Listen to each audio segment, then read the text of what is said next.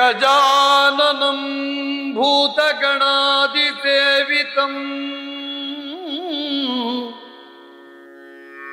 ಕಪಿತ್ಥ ಜಂಬೂ ಫಲಸಾರ ಭಕ್ಷಿತಂ ಉಮಾಸುತಂ ಶೋಕ ವಿನಾಶ ಕಾರಣಂ ನಮಾಮಿ ವಿಘ್ನೇಶ್ವರ ಪಾದ ಪಂಕಜಂ ವಿಘ್ನೇಶ್ವರ ಪಾದ ಪಂಕಜಂ.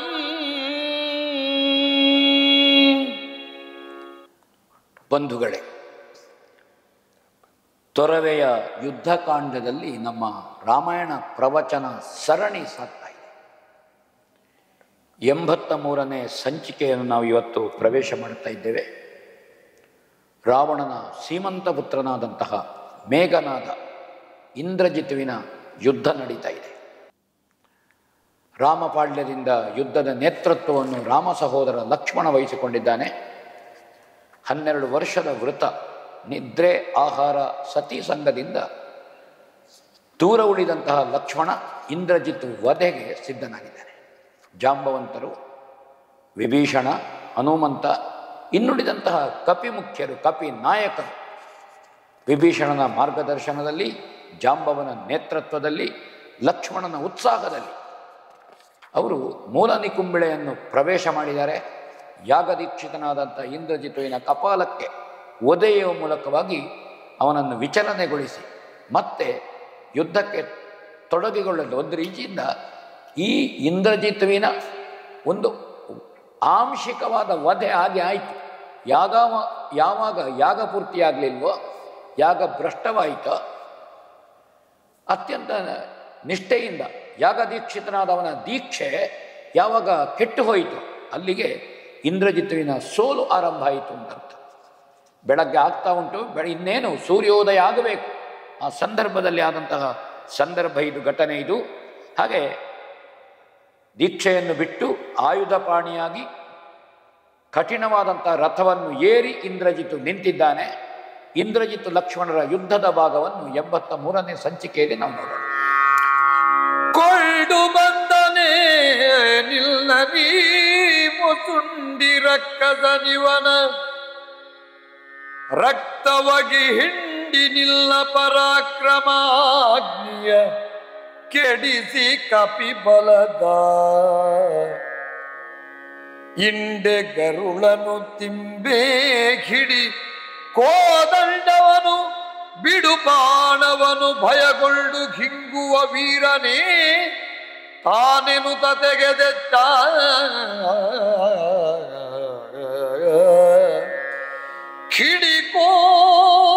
ಕಿಡಿಕೋದಂಡವನು ಓ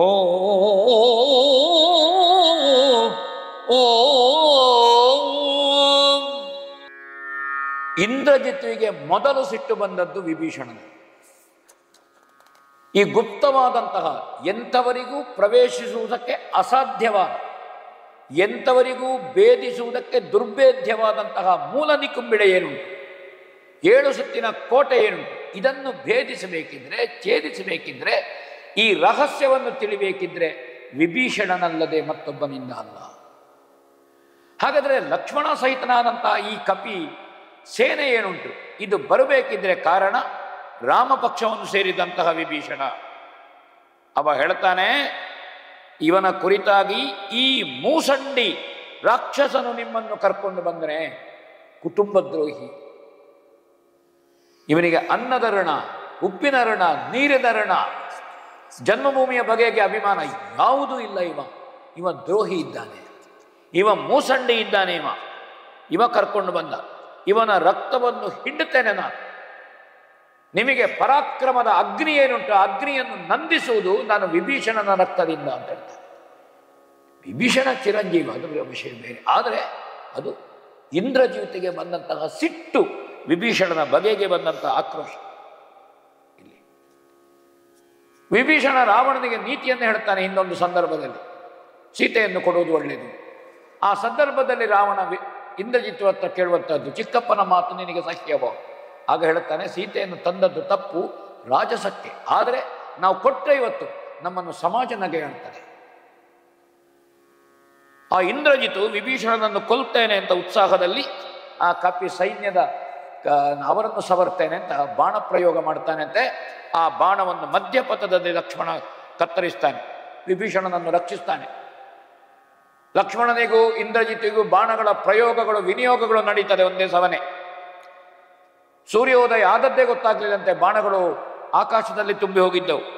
ದೇವತೆಗಳು ನೋಡ್ತಾ ಇದ್ರು ವೀಕ್ಷಣೆಗೆ. ಹಾಗಾಗಿ ಇಂದ್ರಜಿತಿನ ಸೈನ್ಯದ ಮುಖಂಡರು ಯಾರಿದ್ದಾರೆ ಅವರು ಅನುಸರಿಸಿದ್ರಂತೆ. ಕಪಿ ಸೈನ್ಯವು ಗಂಗೆಯ ತಂದೆಯಾದ ವಿಷ್ಣುವಿನ ಅವತಾರಿ ರಾಮನ ತಮ್ಮ ಲಕ್ಷ್ಮಣನ ಬಳಿಯಲ್ಲಿ ಬಂದು ನಿಂತಿತು ಅಂತ ಹೇಳ್ತಾನೆ. ಇಂದ್ರಜಿತು ಲಕ್ಷ್ಮಣರ ಯುದ್ಧ ಅಪೂರ್ವವಾದಂತಹ ಯುದ್ಧ.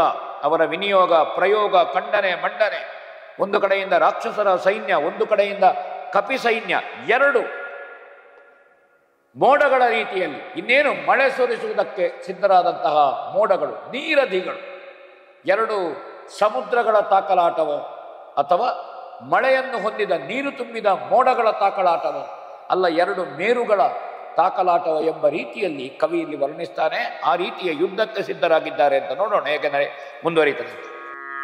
ಯೇಸುಗೆಯಲಿ ಸೌಮಿತ್ರಿ ಕೌತುಕದೆಸುಗೆಯನು ಸುರ ಸೈನಿಕಕ್ಕೆ ತೋರಿಸಿದ ನೊಂದೇ ಸರಳಿನಲ್ಲಿ ರಿಪು ಹಯ ಚತುಷ್ಟಯವ ದೆಸ ಚತುಷ್ಟಯ ಕೆಚ್ಚು ಸೂತನ ನುಸುರು ಕೆಡಿಸಿ ವರೂಥ ಚಕ್ರವ ವಸುದೆ ಗೊರಗಿಸಿ ಪದಚರಣ ಮಾಡಿದನು ಪ್ರತಿಭಟನ. ಸೌಮಿತ್ರಿ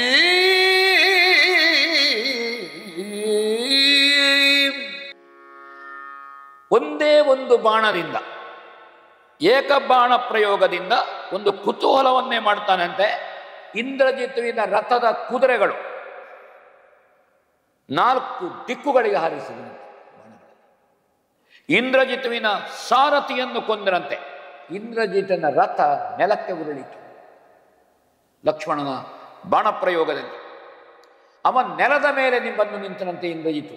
ಒಬ್ಬ ಏಕಾಂಗ ವೀರನಾಗಿ ಒಬ್ಬನೇ, ಯಾರು ಇಲ್ಲ, ಎಲ್ಲ ರಾಕ್ಷಸರನ್ನು ಕಪ್ಪಿಗಳು ಹೊಡಿತಾ ಇದ್ದಾರೆ. ಲೋ ರಾವಣನ ಮಗನೇ, ಕತ್ತಲೆಯ ರಾಶಿಯನ್ನು ಮೀರಿ ನೀನು ಅದೃಶ್ಯನಾಗಿದ್ದಿ ಯುದ್ಧದಲ್ಲಿ. ಕಳೆದ ನಿನ್ನ ಯುದ್ಧಗಳೇ ಹಾಗೆ, ಮಾಯೆಯ ಮಧ್ಯೆ ಮೋಡ ಮುಸುಕಿ ಮೋಡದ ಮರೆಯಲ್ಲಿ ನಿಂತು ಯುದ್ಧ ಮಾಡುವಂಥದ್ದು ನೀನು ಅದೃಶ್ಯನಾಗಿ. ಆಕಾಶದಿಂದ ಬಾಣ ಬಿಡುವ ನಿನ್ನ ದರ್ಪ ಮುಗಿಯಿತ ನೋಡ, ಈಗ ತೋರಿಸು. ಒಬ್ಬ ವೀರನಾದವ, ಯೋಧನವ ಬದುಕಲಿ ಸಾಯಿಲಿ, ಅವ ನೇರ ಯುದ್ಧ ಮಾಡಬೇಕು. ಅದು ವೀರರಿಗೆ ಲಕ್ಷಣ. ಮರೆಯಲ್ಲಿ ನಿಲ್ಲುವಂತಹದ್ದು, ಮೋಡದ ಎಡೆಯಲ್ಲಿ ನಿಲ್ಲುವಂತಹದ್ದು, ಕಪಿಗಳಿಗೆ ಕಾಣದೆ ಬಾಣ ಬಿಡುವಂತಹದ್ದು, ಇದು ವೀರನ ಲಕ್ಷಣ ಅಲ್ಲ. ನೀನು ನಿಜವಾದ ಪರಾಕ್ರಮಿಯಾದರೆ ನೀನು ಬಲಹೀನರಾದಂತಹ ರಣಗಳ್ಳರಿಗೂ ಹೀಗೆ ಯಾರೇ ಇರಲಿ ನೇರ ನೇರ ಯುದ್ಧ ಮಾಡಬೇಕು. ಇದು ರಣನಿಂದೆಯಲ್ಲ, ಬದಲಾಗಿ ನಾನು ನಿನಗೆ ನೆನಪಿಸಿದ್ದು, ನಿನ್ನ ದೇಹವನ್ನು ಮರೆ ಮಾಡದೆ ನಿನ್ನ ಅಸ್ತ್ರವನ್ನು ಪ್ರಯೋಗಿಸು. ಬರೀ ಬಾಣ ಮಾತ್ರ ಬರುವುದಲ್ಲ, ನೇರ ಮುಖಾಮುಖಿ ಮಾಡು. ನಮಗೆ ಮಾಯೆ ಗೊತ್ತಿಲ್ಲ, ಮಾಯೆಯ ಅವಶ್ಯಕತೆಯೂ ಇಲ್ಲ, ನಾವು ಮಾಯೆಯನ್ನು ಅವಲಂಬಿಸುವುದಿಲ್ಲ. ನೀವ್ಯಾಕೆ ನೇರ ಯುದ್ಧ ಮಾಡುವುದಿಲ್ಲ ಅಂತ ಅವ ಕೇಳ್ತಾನೆ. ಇದು ಸಮಯುದ್ಧ. ಜಗತ್ತಿನ ವೀರರು ಮಾಯೆಯನ್ನು ಆಶ್ರಯಿಸುವುದು ಅನುಚಿತ. ಯಾವ ವೀರನು ಮಾಯೆಯನ್ನು ಆಶ್ರಯಿಸುವುದಿಲ್ಲ. ಯಾರು ಮಾಯೆಯನ್ನು ಆಶ್ರಯಿಸ್ತಾನೋ ಅವನಲ್ಲಿ ಪರಾಕ್ರಮ ಇಲ್ಲ ಅಂತ ಅರ್ಥ. ಪರಾಕ್ರಮವನ್ನು ಮಾಯೆಗೆ ಮಾರಬೇಡ ಅಂತಾನೆ. ಮಾಯೆಗೆ ಪರಾಕ್ರಮವನ್ನು ಮಾರಾಟ ಮಾಡುವುದಲ್ಲ, ಮಾಯೆಯನ್ನು ಮೀರಿ ಪರಾಕ್ರಮ ನಿಲ್ಲಬೇಕು. ಪರಾಕ್ರಮ ಮಾಯೆಯನ್ನು ವರಿಸಬೇಕು, ವಹಿಸುವುದಲ್ಲ. ಮಾಯೆಗೆ ಪರಾಕ್ರಮ ಹೋಗಿ ಅವಲಂಬಿತವಾಗುವುದಲ್ಲ, ಮಾಯೆಯ ಮರೆಯಲ್ಲಿ ಪರಾಕ್ರಮ ಹೊರಳಾಡುವುದಲ್ಲ, ಮಾಯೆಯ ಮೇಲೆ ಪರಾಕ್ರಮ ಇರಬೇಕು ಅಂತ ಹೇಳ್ತಾನೆ. ಅವನಿಗೆ ನೆನಪಿಸಿದಂತೆ, ನಿನ್ನ ಕದನ ಪರಾಕ್ರಮವನ್ನು ನೋಡಬೇಕು ಅಂತ ನನಗಿದೆ, ಅದನ್ನು ನೀನು ನಿಜವಾಗಿ ಹಾಗೆ ಒಂದು ಬಾಣದಿಂದ ಇಂದ್ರಜಿತುವಿನ ಬಿಲ್ಲನ್ನು ಕಡಿದು ಹಾಕಿದಂತೆ ಲಕ್ಷ್ಮಣ ಅದ್ಭುತವಾದಂತಹ ಯುದ್ಧ ಮಾಡ್ತಾನೆ. ಕೇಳೋಣ ಇಂದ್ರಜಿತುವಿನ ಪ್ರತಿಕ್ರಿಯೆ. ಪೂತುರೇ ಪಿಲ್ಲಾಡು ಮಾಮಾ ಭೂತನಾಥಂ ಕಿಲ್ಲವಿ ವಿದ್ಯಾತಿಶಯ ಮಜ ಬಾಪು ಲೇಸೆಂದೊಲೆದ ನವಯವವ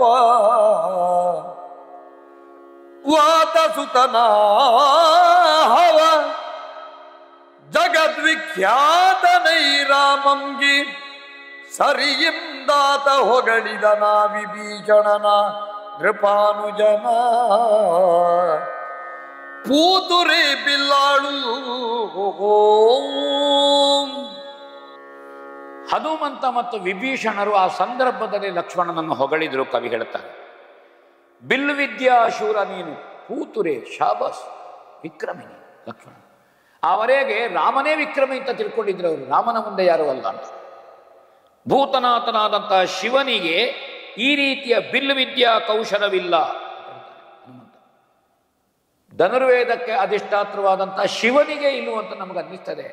ಅಂತಹ ಬಿಲ್ಲು ವಿದ್ಯಾ ಪ್ರೌಢಿಮೆ ಮತ್ತು ಕೌಶಲ ಎರಡು ಇದೆ. ಪ್ರೌಢಿಮೆ ಬೇರೆ, ಕೌಶಲ ಬೇರೆ, ಅದು ಎರಡು ಮೇಳವಿಸಿದೆ ನಿನ್ನಲ್ಲಿ ಹೇಳ್ತಾನೆ. ವಿಭೀಷಣ ಹೇಳ್ತಾನೆ, ಬಿಲ್ಲು ವಿದ್ಯೆಯಲ್ಲಿ ಜಗತ್ವಿಖ್ಯಾತನಯ್ಯ ರಾಮನಿಗೆ ನೀನು ಸಮ ಲಕ್ಷ್ಮಣ. ಜಗತ್ವಿಖ್ಯಾತನಾದಂತಹ ರಾಮನಿಗೆ ನೀನು ಸಮ ಅಂತ ನನಗೆ ಅನ್ನಿಸ್ತದೆ ಅಂತ ವಿಭೀಷಣ ಹೇಳ್ತಾನೆ. ಲಕ್ಷ್ಮಣ ರಾಮ ಸಹೋದರ. ರಾಮ ವಿವೇಕ ಲಕ್ಷ್ಮಣನಲ್ಲಿ ಜಾಗೃತವಾಯಿತು. ಕೈಗಳಲ್ಲಿ ಅಸ್ತ್ರವಿಲ್ಲದವನನ್ನು, ರಥ ಇಲ್ಲದವನನ್ನು ನಾನು ಕೊಲ್ಲುವುದಿಲ್ಲ. ಇಂದ್ರಜಿತ್ವಲ್ಲಿ ಬಿಲ್ಲು ತುಂಡಾಗಿದೆ, ಬತ್ತಳಿಕೆ ತುಂಡಾಗಿ ಬಿದ್ದಿದೆ, ರಥ ಜರ್ಜರಿತವಾಗಿ ಹೋಗಿದೆ, ಏನಿಲ್ಲ, ನಾನು ಅವನಲ್ಲಿ ಏನು ಯುದ್ಧ ಮಾಡೋದು ಒಬ್ಬನಲ್ಲಿ. ಹಾಗೆ ಹೇಳ್ತಾನೆ, ಯುದ್ಧಕ್ಕೆ ಬಿಲ್ಲನ್ನು ತೆಗೆದುಕೋ, ಹೊಸ ರಥವನ್ನು ಸಜ್ಜಗೊಳಿಸು ಅಂತ ಹೇಳ್ತಾನೆ.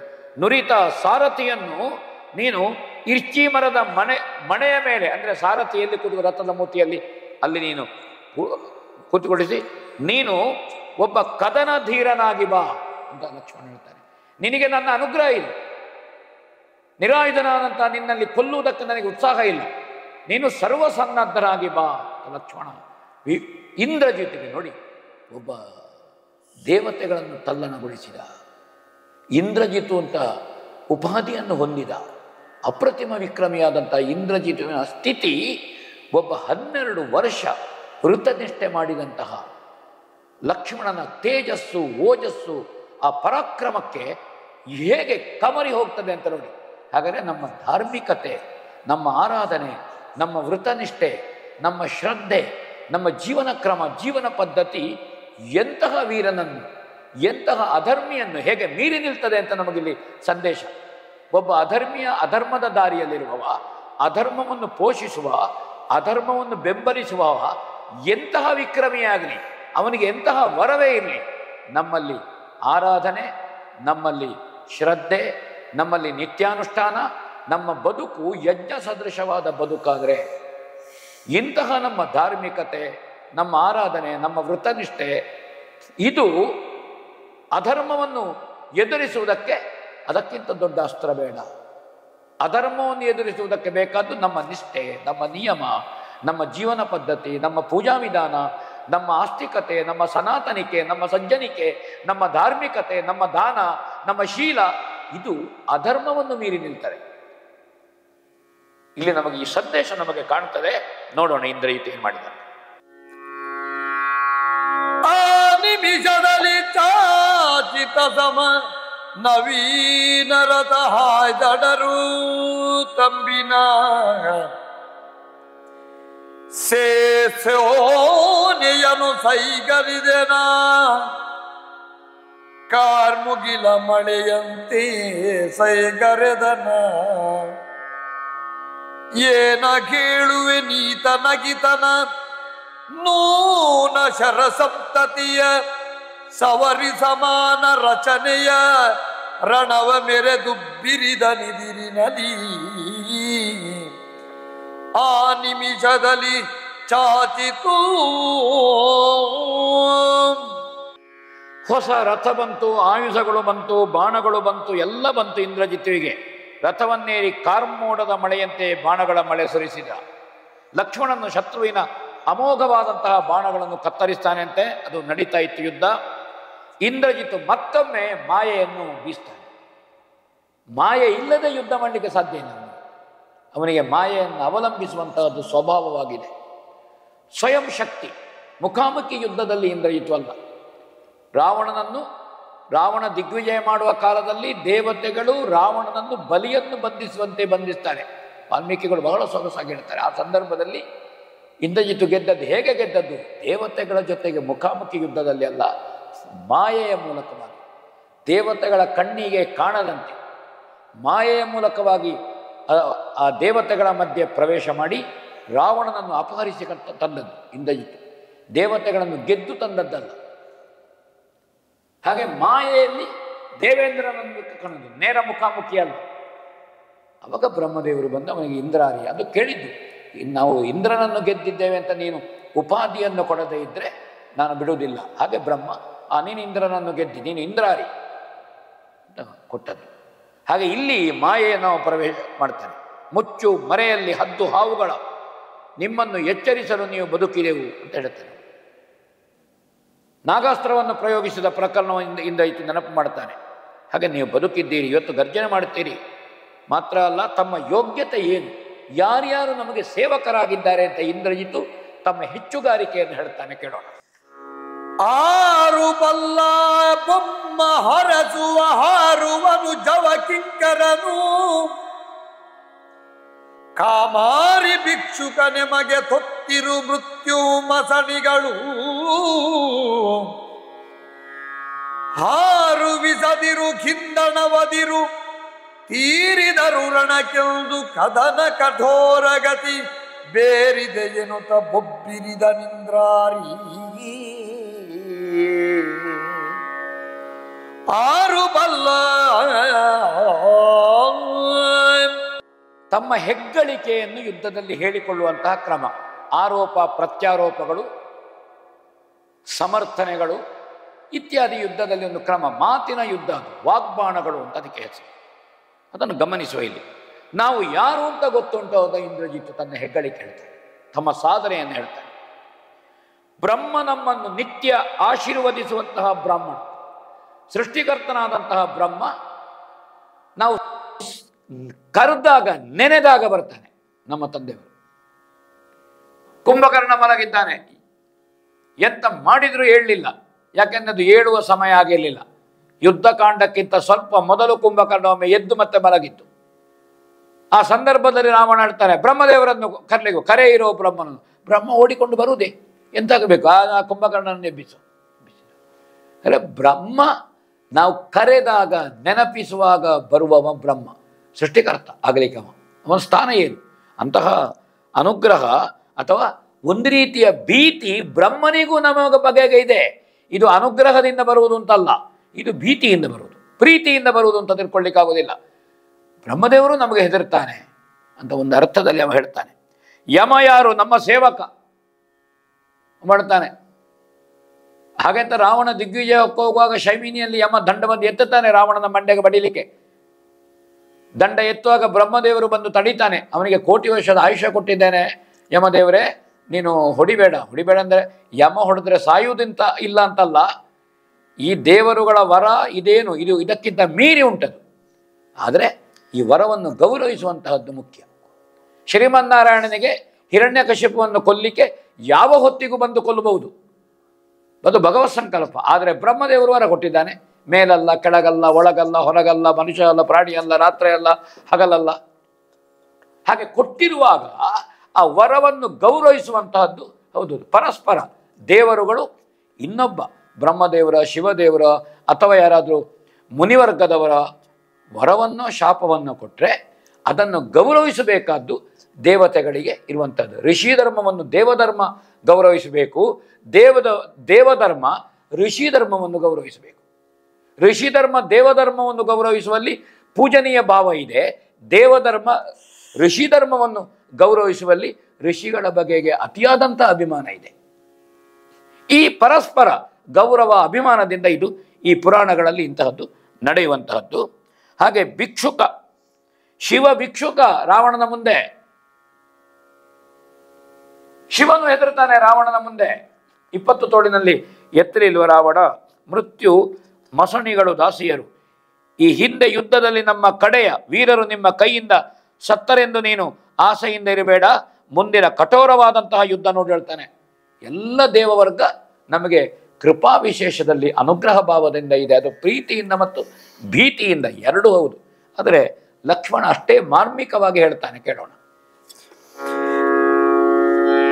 ಮತ್ತೆ ಮಾಡರಿ ಮೂಗು ಹೋದರೆ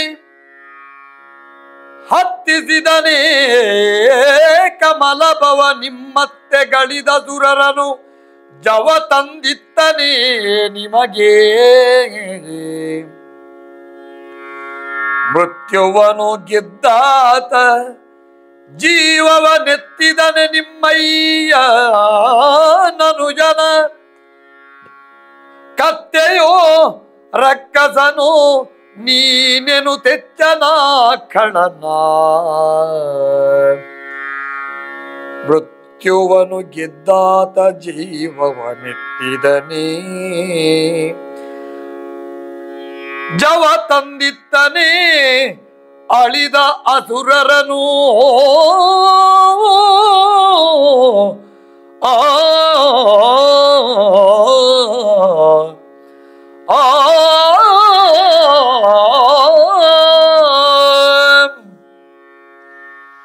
ಲಕ್ಷ್ಮಣ ಅಷ್ಟೇ ಮಾರ್ಮಿಕವಾಗಿ ಘಟನೆಯನ್ನು ನೆನಪಿಸ್ತಾನೆ. ಸುಮ್ಮನೆ ನೀನು ಬೊಗಡೆ ಕೊಚ್ಚಿಕೊಳ್ಬೇಡ ಹೇಳ್ತಾನೆ. ನಿಮ್ಮದ್ದನ್ನು ಸುಮ್ಮನೆ ನೀವೇ ಹೇಳಿಕೊಳ್ಳುವುದಲ್ಲ, ನಮ್ಮ ಬಗೆಗೆ ಅಭಿಮಾನಗಳನ್ನು ಸಾಧನೆಗಳನ್ನು ಇನ್ನೊಬ್ಬ ಹೇಳಬೇಕು. ನಾವೇ ನಮ್ಮ ಹೆಗ್ಗಳಿಕೆಯನ್ನು ಹೆಮ್ಮೆಯನ್ನು ಹೇಳಿಕೊಳ್ಳುವ ಕ್ರಮ ಇಲ್ಲ. ನೀವು ಅದನ್ನೇ ಪುನಃ ನಿಮ್ಮ ಜಾಲವನ್ನು ಬಿಡುವುದಿಲ್ಲ. ಶೂರ್ಪನಖಿಯ ಮೂಗು ಹೋಯಿತು ಪಂಚವಟಿಯಲ್ಲಿ. ಬ್ರಹ್ಮದೇವರು ಮೂಗು ತಂದು ಕೊಟ್ನ ಸೃಷ್ಟಿಕರ್ತನಾದ ಬ್ರಹ್ಮ? ಇಲ್ಲಲ್ಲ. ಆ ಮೂಕೊರತಿ ಯಾರಿದ್ದಾಳೆ, ಹಿಂದೆಯೂ ನಾನು ಹೇಳಿದ್ದಾನೆ, ತೊರವೆಯ ಪ್ರಯೋಗ ಅದು. ಮೂಕೊರತಿಗೆ ಬ್ರಹ್ಮದೇವರು ಮೂಗನ್ನು ತಂದು ಕೊಟ್ಟಿದ್ದಾನ? ಇಲ್ಲವಲ್ಲ. ಅವಳು ಹಾಗೆ ಇಲ್ವ ತಂದು ಅಂಟಿಸಿದನೋ ಹೇಳು. ಮತ್ತೆ ಮಾಣಿರಿ ಮೂಗು ಹೋದರೆ ಹತ್ತಿಸಿದನೇ ಕಮಲ ಭವ? ಇಲ್ಲಲ್ಲ. ಹೋದದ್ದೇ ಅಲ್ವ, ಮತ್ತೆ ಬರಲಿಲ್ಲಲ್ಲ. ಹಾಗಾದರೆ ನಿಮಗೆ ಅರ್ಹತೆ ಇಲ್ಲ. ಅಧರ್ಮವನ್ನು ಯಾವ ದೇವರೂ ಪೋಷಿಸುವುದಿಲ್ಲ. ಮೇಲ್ನೋಟಕ್ಕೆ ಬ್ರಹ್ಮ ಬಂದಿರಬಹುದು. ನಿದ್ರೆಯ ಮಧ್ಯೆಯಲ್ಲಿ ಕುಂಭಕರ್ಣ ಎದ್ರೆ ಅವನಿಗೆ ಮರಣ. ಹಾಗಾದರೆ ನಿದ್ರೆಯ ಮಧ್ಯೆ ಬ್ರಹ್ಮದೇವರು ಯಾಕೆ ಬಂದ ಎಬ್ಬಿಸಲಿಕ್ಕೆ? ಇವ ಸಾಯಿಲಿಂತ ಬಂದಿದ್ದಾನೆ, ಬದುಕಲಿಂತ ಬಂದದ್ದಲ್ಲ. ಈಗ ಎಬ್ಬಿಸಿದರೆ ಅವ ಸಾಯ್ತಾನೆ. ಒಬ್ಬ ದುಷ್ಟನ ನಾಶಕ್ಕೆ ಪರೋಕ್ಷವಾಗಿ ವರ ಕೊಟ್ಟವನೇ ಹೇಗೆ ಅದನ್ನು ಆ ವರವನ್ನು ಬಳಸಿ ಹೇಗೆ ಪರೋಕ್ಷವಾಗಿ ಧರ್ಮ ಪೋಷಣೆ ಮಾಡ್ತಾನೆ ಎಂಬುದಕ್ಕೆ ಅದು ಉದಾಹರಣೆ. ಹಾಗಾದ ಕಾರಣ ಅವಳಿಗಾಗಿ ಹೋರಾಡಿದ ಕರದೂಷಣರು ಅವರು ಯಮನ ಊರಿಗೆ ಹೋಗಲಿಲ್ಲ. 14,000 ಏನು ಯಮ ಪುನಃ ಅವರನ್ನು ಬದುಕಿಸಿ ಕಳುಹಿಸಿಕೊಟ್ಟಲಿಲ್ಲ. ನಿಮ್ಮಲ್ಲಿ ಬೇರೆ ರಾಕ್ಷಸರ ಅಸಂಖ್ಯ ಸಂಖ್ಯೆಯಲ್ಲಿರ್ಬೋದು, ಸತ್ತವರು ಬದುಕಿ ಬಂದ ಘಟನೆ ಉಂಟು ಇಂದ್ರಜಿತ್ ಹೇಳು. ಇದ್ರೆ ನಾನು ಒಪ್ತೇನೆ, ಬ್ರಹ್ಮನಿಗೆ ಮತ್ತೆ ತಂದು ಕೊಟ್ಟಿಲ್ಲ. ಮೃತ್ಯುಂಜಯ ಶಿವ ನಿಮ್ಮ ಅಪ್ಪನ ತಮ್ಮ ಕುಂಭಕರ್ಣನನ್ನು ಶಿವ ಕೊಟ್ಟನ? ಇಲ್ಲಲ್ಲ. ಕೈಲಾಸದಿಂದ ಕಳುಹಿಸಿಕೊಟ್ನ. ಕುಂಭಕರ್ಣನನ್ನು ಶಿವನು ಕೊಡಲಿಲ್ಲ, ಕರದೂಷಣರನ್ನು ಬ್ರಹ್ಮನು ಕೊಡಲಿಲ್ಲ. ನೀನೇನು ಕತ್ತೆಯೋ ರಾಕ್ಷಸರೋ ಅಂತ ಹಂಗಿಸಿ ಅವ ಇಂದ್ರಜಿತ್ತಿನ ಮೇಲೆ ಬಾಳೆ ಬಿಟ್ಟಂತೆ. ಹಾಗೆ ಪರಸ್ಪರ ಮತ್ತೆ ಮುಂದಿನ ಕದನ ವಿಸ್ತಾರವನ್ನು ನೋಡು ಅಂತ ಹೇಳ್ತಾನೆ. ಪರಸ್ಪರ ಯುದ್ಧ ಮಾಡ್ತಾನೆ. ದ್ವೇಷಕ್ಕೆ ಮೋಸಗಾರ ಪರಸ್ಪರ ವಿಭೀಷಣನು ನಮ್ಮನ್ನು ನಿಮ್ಮ ಕೈಯಿಂದ ಕೊಲ್ಲಿಸಿ ನಿಮಗೆ ಗೆಲುವನ್ನು ತೋರಿಸಿಕೊಟ್ಟ ಅಂತ ಹೇಳ್ತಾನೆ. ಅಂದರೆ ವಿಭೀಷಣನ ಕರ ಚಮತ್ಕೃತಿ ಅಂತ ಇಂದ್ರ ಹೇಳ್ತಾನೆ. ಇದು ನಿಮ್ಮ ಇದಲ್ಲ, ವಿಭೀಷಣ ಅವ ನಿಮಗೆ ನಮ್ಮ ಪಕ್ಷದಿಂದ ನಿಮ್ಮಲ್ಲಿಗೆ ಬಂದು ನಮ್ಮ ವರ, ನಮ್ಮ ಈ ಶಾಪ, ನಮ್ಮ ಇಲ್ಲಿಯ ಗುಟ್ಟುಗಳನ್ನು ಹೇಳಿದ್ದಾನೆ. ಹಾಗೆ ನಮ್ಮನ್ನು ನಿಮ್ಮ ಕೈಯಿಂದ ಕೊಲ್ಲಿಸಿ ನಿಮಗೆ ಕೊಟ್ಟ. ಕೊನೆಗೆ ನಿಮ್ಮನ್ನು ಕೊಂದು ನಿಮ್ಮ ಮತ್ತು ನಮ್ಮ ರಾಜ್ಯಗಳನ್ನು ವಶಪಡಿಸಿಕೊಳ್ಳುತ್ತಾನೆ. ವಿಭೀಷಣನು ನೀವು ನಂಬುವುದು ಬೇಡ. ಅವ ದ್ರೋಹಿ, ಕುಟುಂಬ ದ್ರೋಹಿ. ಸೀತೆಯ ಮೇಲೆ ಮನಸ್ಸಿಟ್ಟು ಗೊಂದಲವನ್ನುಂಟು ಮಾಡಿ ತಂದ ಕುತಂತ್ರವಿದು ಅಂತ ಹೇಳ್ತಾನೆ. ಒಂದು ರೀತಿಯ ಭೇದೋಪಾಯವನ್ನು ಕಲ್ಪಿಸ್ತಾನೆ ಅಲ್ಲಿ ಇಂದ್ರಜಿತ್ತು. ನಿಮಗೆ ಒಳಗಿನ ಗುಟ್ಟು ತಿಳಿಯದೆ ನೀವು ಕೆಟ್ಟಿರಿ ಅಂತ ಇಂದ್ರಜಿತ್ತು ಹೇಳುತ್ತಾನೆ. ವಿಭೀಷಣ ಮಹಾಮೋಸಗಾರ. ಅವನ ಒಳಸುಳಿ ಗೊತ್ತಿಲ್ಲ, ಒಳಗುಟ್ಟು ಗೊತ್ತಿಲ್ಲ. ಅಂದರೆ ತಂತ್ರವನ್ನು ಬಳಸುವಂತಹದ್ದು. ವಿಭೀಷಣನ ಮೇಲೆ ಮಾನಸಿಕವಾದಂತಹ ಎಲ್ಲಿ ಅದು ಅವನ ಬಗೆಗೆ ಅವನ ಇರುವಂತಹ ಅಭಿಮಾನ ಹೊರಟು ಹೋಗಲಿಕ್ಕೆ ಹೀಗೆ ಕುತಂತ್ರವನ್ನು ಬಳಸುವಂತಹದ್ದು ಕ್ರಮ ಯುದ್ಧದಲ್ಲಿ. ಹಾಗೆ ಹೇಳ್ತಾನೆ. ಮಾತ್ರ ಅಲ್ಲ, ಇಂದ್ರಜಿತ್ತು ವಿಭೀಷಣನ ಬಗೆಗೆ ಏನು ಹೇಳ್ತಾನೆ ಅಂತ ಕೇಳೋಣ. ಆವ ಪರಿಯಲಿ ಹೊಕ್ಕನಿವನೆಂಬಿ ವಿಚಾರವ ಅರಿಯದಾದಿರಿ ದೇವನಿವ ವಿಶ್ವಾಸಘಾತಕ ಕುಟಿಲ ಕುಹಕರಿಗೆ ಹಾವು ಮೆಕ್ಕೆಯ ಹಣ್ಣಿನಂದದ ಜೀವಿವ ಮಿತ್ರತ್ವ ಹದ್ದಿಗೆ ಹಾವಿಗುಂಟೆ ತುದಿಗೆ ನಿಮ್ಮಯ ವಿಧಿಯ ನೋಡೆಂದ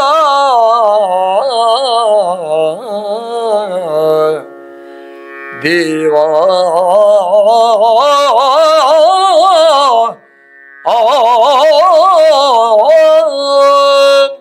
ವಿಭೀಷಣ ನಿಮ್ಮನ್ನು ಬಂದು ಸೇರಿದ್ದು, ನಿಮ್ಮನ್ನು ಮರೆ ಹೊಕ್ಕದ್ದು ಯಾಕೆ ಅಂತ ನಿಮಗೆ ಇನ್ನೂ ಅರ್ಥ ಆಗಲಿಲ್ಲ ಇಂದ್ರಜಿತ್. ನಿಮ್ಮ ಧರ್ಮವನ್ನು ಒಪ್ಪಿ ನಮ್ಮಲ್ಲಿರುವುದನ್ನು ಅಧರ್ಮ ಅಂತ ಹೇಳಿಕೊಂಡು ಬಂದು ಸೇರಿದ್ದು ಅವ ಹಾವು ಮೆಕ್ಕೆ ಹಣ್ಣನ್ನು ಅವಲಂಬಿಸಿದಂತೆ. ಅದು ಮೆಕ್ಕೆ ಹಣ್ಣನ್ನು ತಿಂದು ನಾಶ ಪಡ್ತದೆ. ಅದು ಸುಮ್ಮನೆ ಅದು ಬಂದು ಅದಕ್ಕೆ ಸುತ್ತ ಹಾಕಿದ್ದಲ್ಲ, ಪ್ರೀತಿಯಿಂದ ಅಲ್ಲ, ಅದು ಅದರ ನಾಶಕ್ಕಾಗಿ ಬಂದಿದೆ. ಅದು ಹದ್ದಿಗೂ ಹಾವಿಗೂ ಒಡನಾಟ ನಡೀತದೋ ಹೇಳು? ಇಲ್ಲಲ್ಲ. ಹದ್ದು ಹಾವನ್ನು ತಿಂತದೆ, ಅದು ಜಾತಿ ವೈರ್ಯ. ಗೋಶಾಲೆಯಲ್ಲಿ ಆಶ್ರಯ ಪಡೆಯುತ್ತದೆ ಒಂದು ಹುಲಿ ಅಂದ್ರೆ ಅರ್ಥ ಏನು? ಅದು ಹುಲ್ಲು ತಿನ್ನುವ ಅಭ್ಯಾಸ ಮಾಡಿದೆ ಅಂತ ಅಲ್ಲ. ನೀವೆಲ್ಲ ಮಲಗಿದ ಮೇಲೆ ರಾತ್ರಿ ಗೋಗಳನ್ನು ತಿನ್ನುವಂತ ಬರುವುದು ಅದು ಹುಲಿ, ಮತ್ತೆ ಅದು ಹುಲ್ಲು ತಿನ್ನಲಿಕ್ಕೆ ಬರುವಂತಹದ್ದಲ್ಲ ಅಂತ ಆ ರೀತಿ ಹೇಳ್ತಾನೆ ಅವ. ವಿಭೀಷಣನು ಕಪಟಿಗಳಿಗೂ ವಂಚಕರಿಗೂ ಮೀರಿದ ವಿಶ್ವಾಸಘಾತಕ. ವಂಚಕರಾದರೂ ಆಗಬಹುದು, ಕಪಟಿಗಳಾಗಬಹುದು. ಅವನಲ್ಲಿ ವಂಚನೆ ಕಪಟ ಎರಡೂ ಉಂಟು. ಅದಕ್ಕಿಂತ ಮೀರಿ ನಿಂತಿದ್ದಾನೆ ಅವ, ಸಾಮಾನ್ಯ ಅಲ್ಲ. ನಿಮ್ಮ ಗತಿ ಏನಾಗುವುದು ಅಂತ ನೀವು ಆಲೋಚನೆ ಮಾಡಿ ಅಂತ ಹೇಳ್ತಾನೆ. ನೀವು ಅವನನ್ನು ನಂಬಬೇಡಿ. ಇದು ಭೇದೋಪಾಯವನ್ನು ಕಲ್ಪಿಸುವಂಥದ್ದು, ಹೇಳಿಕೊಡುವಂಥದ್ದು, ಬೇರೆ ದಾರಿ ಇಲ್ಲ. ಏನಕ್ಕೇನ ಪ್ರಕಾರೇಣ ವಿಭೀಷಣನನ್ನು ರಾಮಸೇನೆಯಿಂದ ದೂರ ಮಾಡಿದರೆ, ಅವರ ಸ್ನೇಹವನ್ನು ಎಲ್ಲಿಯಾದರೂ ಭೇದನ ಮಾಡಿದರೆ, ಸ್ನೇಹವನ್ನು ಕಡಿದ್ರೆ, ವಿಭೀಷಣನ ಬಗೆಗೆ ಕೆಟ್ಟ ಭಾವನೆ ಬರುವ ಹಾಗೆ ಮಾಡಿದರೆ ಇನ್ನಾದರೂ ಯುದ್ಧವನ್ನು ನಾವು ಗೆಲ್ಲಬಹುದಾ, ರಾಮಲಕ್ಷ್ಮಣರನ್ನು ಸೋಲಿಸಬಹುದಾ ಎಂಬಂಥ ಒಂದು ಕಲ್ಪನೆ ಇಲ್ಲಿ ಕಾಣ್ತದೆ. ಆದರೆ ಲಕ್ಷ್ಮಣನನ್ನು ಒಪ್ಪುವುದಿಲ್ಲ, ನಿಮಗೆ ಯಾವುದೂ ಸಾಧಿಸಲಿಕ್ಕಾಗೋದಿಲ್ಲ. ಹಾಗೆ ನೀವು ಮಾಯೆಯನ್ನು ಮಾತಿನ ಮೂಲಕವಾಗಿ ನೀವು ಹೆದರಿಸ್ತಾ, ಈಗ ನೀವು ಇದು ಮಾತಿನ ಮಾಯೆ, ನಿಮ್ಮದ್ದು ಮಾತಿನ ಮೋಡಿ ಅಲ್ಲ. ಮಾಯೆಯನ್ನು ಅವಲಂಬಿಸುವ ನಿಮಗಾಗಲಿಲ್ಲ. ಈಗ ಮಾತಿನ ಮಾಯೆಯಿಂದ ನೀವು ನಮ್ಮನ್ನು ಸೋಲಿಸಲಿಕ್ಕೆ ನಮ್ಮಲ್ಲಿ ಯಾವುದೋ ಒಂದು ವಿಭೀಷಣನ ಬಗೆಗೆ ಕೆಟ್ಟ ಭಾವನೆ ಬರುವ ಹಾಗೆ ಮಾಡ್ತೀರಿ. ಆದರೆ ಇದು ಕೊಳಕು, ಚಿಪ್ಪಿನಲ್ಲಿ ಮುತ್ತು ಹುಟ್ಟುತ್ತದೆ. ಚಿಪ್ಪು ಒಳ್ಳೆಯದಲ್ಲ, ಆದರೆ ಮುತ್ತು ಮೌಲ್ಯವುಳ್ಳದ್ದು. ಹಾಗೆ ರಾಕ್ಷಸರೆಂಬ ಚಿಪ್ಪಿನಲ್ಲಿ ಹುಟ್ಟಿದ್ದು ವಿಭೀಷಣನೆಂಬಂತಹ ಮುತ್ತು. ರಾಕ್ಷಸರಲ್ಲಿ ಹುಟ್ಟಿದ್ದಾನೆ ಎನ್ನುವುದರಿಂದ ಅವನನ್ನು ನೀವು ಹಾವು ಮೆಕ್ಕೆ ಹಣ್ಣು ಮಾಡಬೇಡಿ. ವಿಭೀಷಣನ ಧಾರ್ಮಿಕತೆ ಬೇರೆ ಇದೆ. ವಿಭೀಷಣನು ಪರಿಶುದ್ಧನೆಂಬುದು ನಮಗೆ ತಿಳಿದಿದೆ ಅಂತ ಹೇಳ್ತಾನೆ. ಮಾತ್ರ ಅಲ್ಲ, ಅವನು ಸಂದೇಶ ಹೇಳ್ತಾನೆ ಇಂದ್ರಜಿತ್ವಿಗೆ, ಕೇಳೋಣ. ಸಾಕು ಬಗುಳದಿರಿಲ್ಲು ಹಯವನು ನೂಕು ಕಣೆಗಳ ಕಳುಗು ಮಾಯಾ ವ್ಯಾಕರಣ ಪಾಂಡಿತ್ಯವನು ನಮ್ಮೊಡನೆ ಮೆರೆಯದಿರು ಸೋಕಿದೀ ಪಾತಕವು ನಿಮ್ಮನು ಸಾಕಬಲ್ಲುದೇಯೇ ಬೇಗ ಮಾಡು ಸಮೀಕವಿದು ನಿನ್ನ ಸುವಿಗಿಂತವೆನುತ ಅಂತ್ಯವೆನುತ ತೆಗೆದೆಚ್ಚ ಸಾಕು ಬಗುಳದಿರು. ಇದಕ್ಕೆ ಮಾತು ಅಂತ ಹೆಸರಲ್ಲ, ಬಗಳುವುದು ಅಂತ ಹೆಸರು. ಅಂದರೆ ಸ್ವಸ್ವರೂಪ ಇಲ್ಲದೆ ಇರುವ, ಸ್ವರೂಪ ತಿಳಿಯದೇ ಇರುವಂತಹ ಪ್ರಾಣಿಗಳು ಮಾತಾಡುವುದನ್ನು ಬೊಗಳುವುದು ಅಂತ ಹೇಳುವುದು ನಾವು. ಅದಕ್ಕೆ ಸ್ವರೂಪ ಜ್ಞಾನ ಇಲ್ಲ. ಯಾವ ಶಬ್ದ ಕೇಳಿದರೂ ಬೊಗಳುತ್ತದೆ. ಅದು ಯಾವ ಶಬ್ದ ಅಂತ ಗೊತ್ತಿಲ್ಲ. ಅದು ಹಸು ಬಂದದ್ದ, ಹುಲಿ ಬಂದದ್ದ, ತೋಳ ಬಂದದ್ದ, ಅಥವಾ ಅದು ಶಶ ಮೊಲ ಬಂದದ್ದೋ, ಜಿಂಕೆ ಬಂದದ್ದೋ ಅಂತ ಗೊತ್ತಿಲ್ಲ, ಅದು ಬೊಗಳುತ್ತದೆ. ಯಾಕೆ ಬೊಗಳೋದು ಅಂತ ಗೊತ್ತಿಲ್ಲ, ಶಬ್ದ ಕೇಳಿದ ಕಾರಣ ಬೊಗಳುತ್ತದೆ. ಅದಕ್ಕೆ ಸ್ವರೂಪ ಜ್ಞಾನ ಇಲ್ಲ. ಅದಕ್ಕೆ ಜಲ್ಪವಾದಂತಹ ಮಾತುಗಳು, ಅಸಂಬದ್ಧವಾದಂತಹ ಮಾತುಗಳು. ಕುದುರೆಯನ್ನು ಮುಂದಕ್ಕೆ ನಡೆಸು, ಬಾಣಾವಳಿಗಳನ್ನು ನೀನು ಪ್ರಯೋಗ ಮಾಡು, ಸುಮ್ಮನೆ ಇಲ್ಲದೆ ಅವಿವೇಕದ ಮಾತುಗಳಿಂದ ನೀನು ಹೊತ್ತು ಕಡಿಬೇಡ ಅಂತ ಲಕ್ಷ್ಮಣ ಹೇಳ್ತಾನೆ. ತೊರವೆ ಬಹಳ ಒಳ್ಳೆಯ ಒಂದು ಪ್ರಯೋಗ ಮಾಡಿದ್ದಾನೆ. ಮಾಯಾ ವ್ಯಾಕರಣ ಪಾಂಡಿತ್ಯವನ್ನು ನಮ್ಮೊಡನೆ ಮೆರೆಯದಿರು. ನೋಡಿ, ಮಾಯಾ ವ್ಯಾಕರಣ ಪಾಂಡಿತ್ಯ ಅಂತ ಅದರ ಏನಂದರೆ, ನೀನು ಮಾಯೆಯ ಮಾತುಗಳು, ನಿನ್ನ ಮಾತುಂಟು, ಆದರೆ ನಿನ್ನ ಮಾಯಾ ವ್ಯಾಕರಣ ಪಾಂಡತ್ಯ, ಈ ಮೌಲ್ಯ ಇಲ್ಲದ ಬೊಗಳುವಿಕೆಯ ಜಲ್ಪದ ಮಾತುಗಳಿಂದ ನೀನು ನನ್ನನ್ನು ಮನಸ್ಸನ್ನು ತಿರುಗಿಸಲಿಕ್ಕೆ ನಿನ್ನಿಂದ ಸಾಧ್ಯ ಇಲ್ಲ. ಅದನ್ನು ನೀನು ಮಾತಾಡಬೇಡ ಅಂತ ಹೇಳ್ತಾನೆ. ನಿಮಗೆ ತಟ್ಟಿದ ಪಾಪ ನಿಮ್ಮನ್ನು ರಕ್ಷಿಸುವುದಿಲ್ಲ. ನಿಮ್ಮನ್ನು ಕೊಲ್ಲುವುದು, ನೀವು ಸಾಯುವುದು ನಮ್ಮಿಂದ ಅಲ್ಲ, ನಿಮ್ಮ ಪಾಪವೇ ನಿಮ್ಮನ್ನು ನಾಶ ಮಾಡ್ತದೆ. ಹೌದೌದು, ಮರದಲ್ಲಿ ಕೇಡು ಬಂದರೆ ಆ ಕೇಡು ಮರವನ್ನೇ ತಿಂತದೆ ಅಂತ ಒಂದು ಅರ್ಥ ಉಂಟು. ಮರದಲ್ಲಿ ಕೇಡು ಬಂದರೆ ಮರದ ಕೇಡು ಮರವನ್ನೇ ತಿಂದಿತ್ತು ಅಂತಾಗ ನಿಮ್ಮಲ್ಲಿ ಪಾಪ ಇದೆ. ಆ ಪಾಪದಿಂದ ನೀವು ಸಾಯ್ತಾ ಇದೆ. ನಾವು ನಿಮಿತ್ತ ಮಾತ್ರ. ನಿನ್ನ ಯುದ್ಧ ಪ್ರಾಣಕ್ಕೆ ಮುಕ್ತಾಯ ಆಗ್ತದೆ. ಹೀಗೆ ಪರಸ್ಪರ ಬಾಣಗಳಿಂದ ಹೊಡೆದಾಡಿದ್ರಂತೆ. ನಾವು ಯುದ್ಧಕಾಂಡದಲ್ಲಿ 43ನೇ ಸಂಧಿಯ ಕಡೆಗೆ ಸಾಗ್ತಾ ಇದ್ದೇವೆ. ಮುಂದಿನ ಸಂಧಿಯಲ್ಲಿ ನೋಡೋಣ. ಬಹಳ ಬಲ ಬಲ ರಿಪು ವಿರೋಧಿಯ ವಗಣೆ ಬೇರಸುಗೆಯಲಿ ತೋರಿದ ನಗಿತ ನಂಗದಳೇ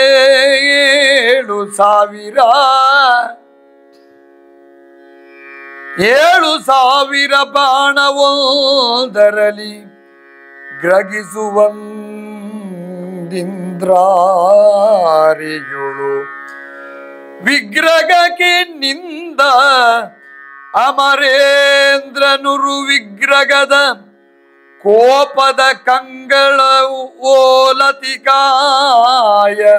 ಹರನೆಸೆದ ಬಹಳ ಬಲ ಬಲ ರಿಪು ವಿರೋಧಿಯ ವಗಣಿ ಆ ಆ ಆ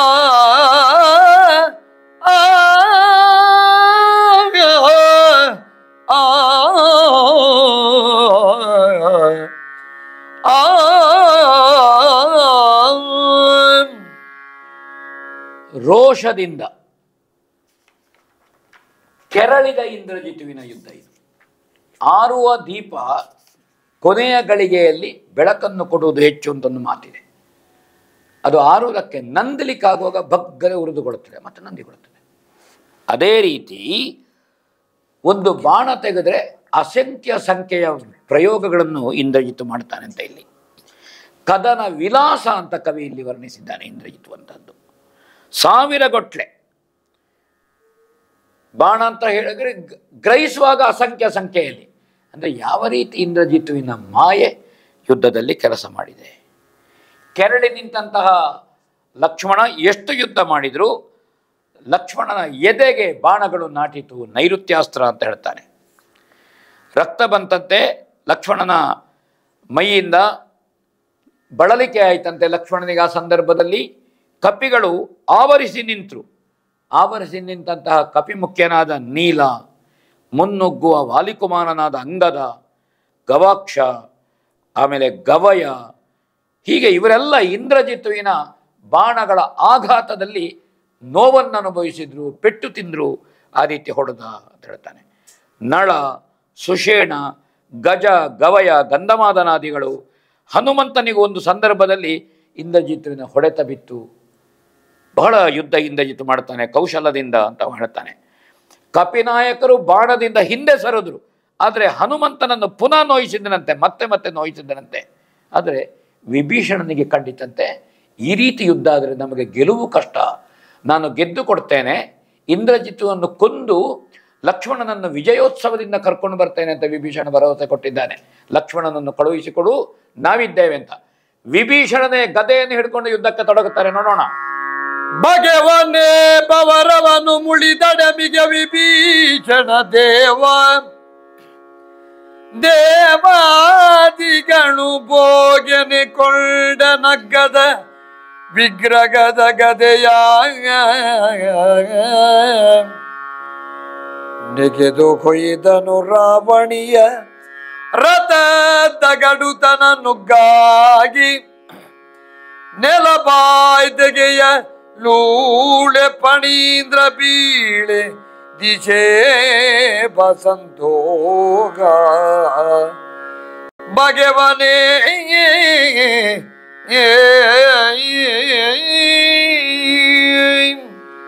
ಕೆರಳಿದ ವಿಭೀಷಣ ಹೇಗೆ ಮಾಯೆಯಲ್ಲಿ ರಾವಣನೋ ಮಾರೀಚನೋ ಇಂದ್ರಜಿತುವೋ ಮೈರಾವಣಾದಿಗಳಿಗೆ ಗೊತ್ತುಂಟು, ಅದೇ ರೀತಿ ಯುದ್ಧೋದ್ಯಮದಲ್ಲಿ ಯುದ್ಧ ವಿದ್ಯೆಯಲ್ಲಿ ವಿಭೀಷಣನು ಅಭ್ಯಾಸ ಮಾಡಿದವನು, ವಿಕ್ರಮಿಯೇ ಇದ್ದಾನೆ.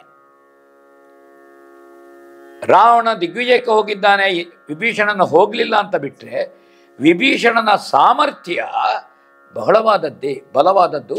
ಯುದ್ಧ ಗೊತ್ತಿಲ್ಲದೆ ಇದ್ದವನಲ್ಲ, ಯುದ್ಧದ ವಿದ್ಯಮಾನಗಳು ವಿಭೀಷಣನಿಗೆ ಗೊತ್ತಿದೆ, ಕರಗತ ಉಂಟು, ಅದರ ಅವಶ್ಯಕತೆ ಬೀಳಲಿಲ್ಲ. ಅವನು ಗದೆಯನ್ನು ಹಿಡ್ಕೊಂಡು ಇಂದ್ರಜಿತುವಿನ ರಥಕ್ಕೆ ಹೊಡೆದಿರಂತೆ. ರಥದ ಹಗ್ಗಗಳು ನುಚ್ಚು ನೂರಾಯಿತು ಅಂತ ಹೇಳ್ತಾನೆ. ಗದೆಯ ಏಟಿಗೆ ನೆಲ ಬಾಯ್ಬಿಟ್ಟಿತು ಅಂತ ಕವಿ ಹೇಳ್ತಾನೆ ಇಲ್ಲಿ. ಆದಿಶೇಷ ತಿರುಚಿಕೊಂಡ ದಿಗ್ಗುಜಗಳು ಕೆಳಕ್ಕೆ ಬಿದ್ದವು ವಿಭೀಷಣನ ಆಘಾತದಿಂದ. ವಿಭೀಷಣನಲ್ಲಿ ಒಂದು ಯುದ್ಧದ ಧರ್ಮ ಇದೆ, ಇನ್ನೊಂದು ಧರ್ಮ ಯುದ್ಧ ಇದೆ, ಎರಡೂ ಇದೆ. ಒಂದು ಯುದ್ಧ ಧರ್ಮ ಗೊತ್ತಿರುವುದರ ಜೊತೆಗೆ ಧರ್ಮವೂ ಗೊತ್ತಿರಬೇಕು. ಇಲ್ಲಿ ಅಧರ್ಮ ವಿಜೃಂಭಿಸುವಾಗ, ಧರ್ಮದ ಮೇಲೆ ಏಟು ಬೀಳುವಾಗ, ಧರ್ಮವನ್ನು ಉಳಿಸುವುದಕ್ಕೆ, ಧರ್ಮವನ್ನು ಮೆರೆಸುವುದಕ್ಕೆ ವಿಭೀಷಣ ಗದೆಯನ್ನು ಹಿಡ್ಕೊಂಡದ್ದು. ಮಹಾವಿಷ್ಣುವಿನ ಕೈಯಲ್ಲಿ ಕೌಮೋದಕ್ಕೆ ಇದ್ದ ಹಾಗೆ ಪರಮ ಭಾಗವತೋತ್ತಮನಾದ ವಿಭೀಷಣ ಗದಾಧರನಾದದ್ದು ಯಾಕಾದದ್ದು?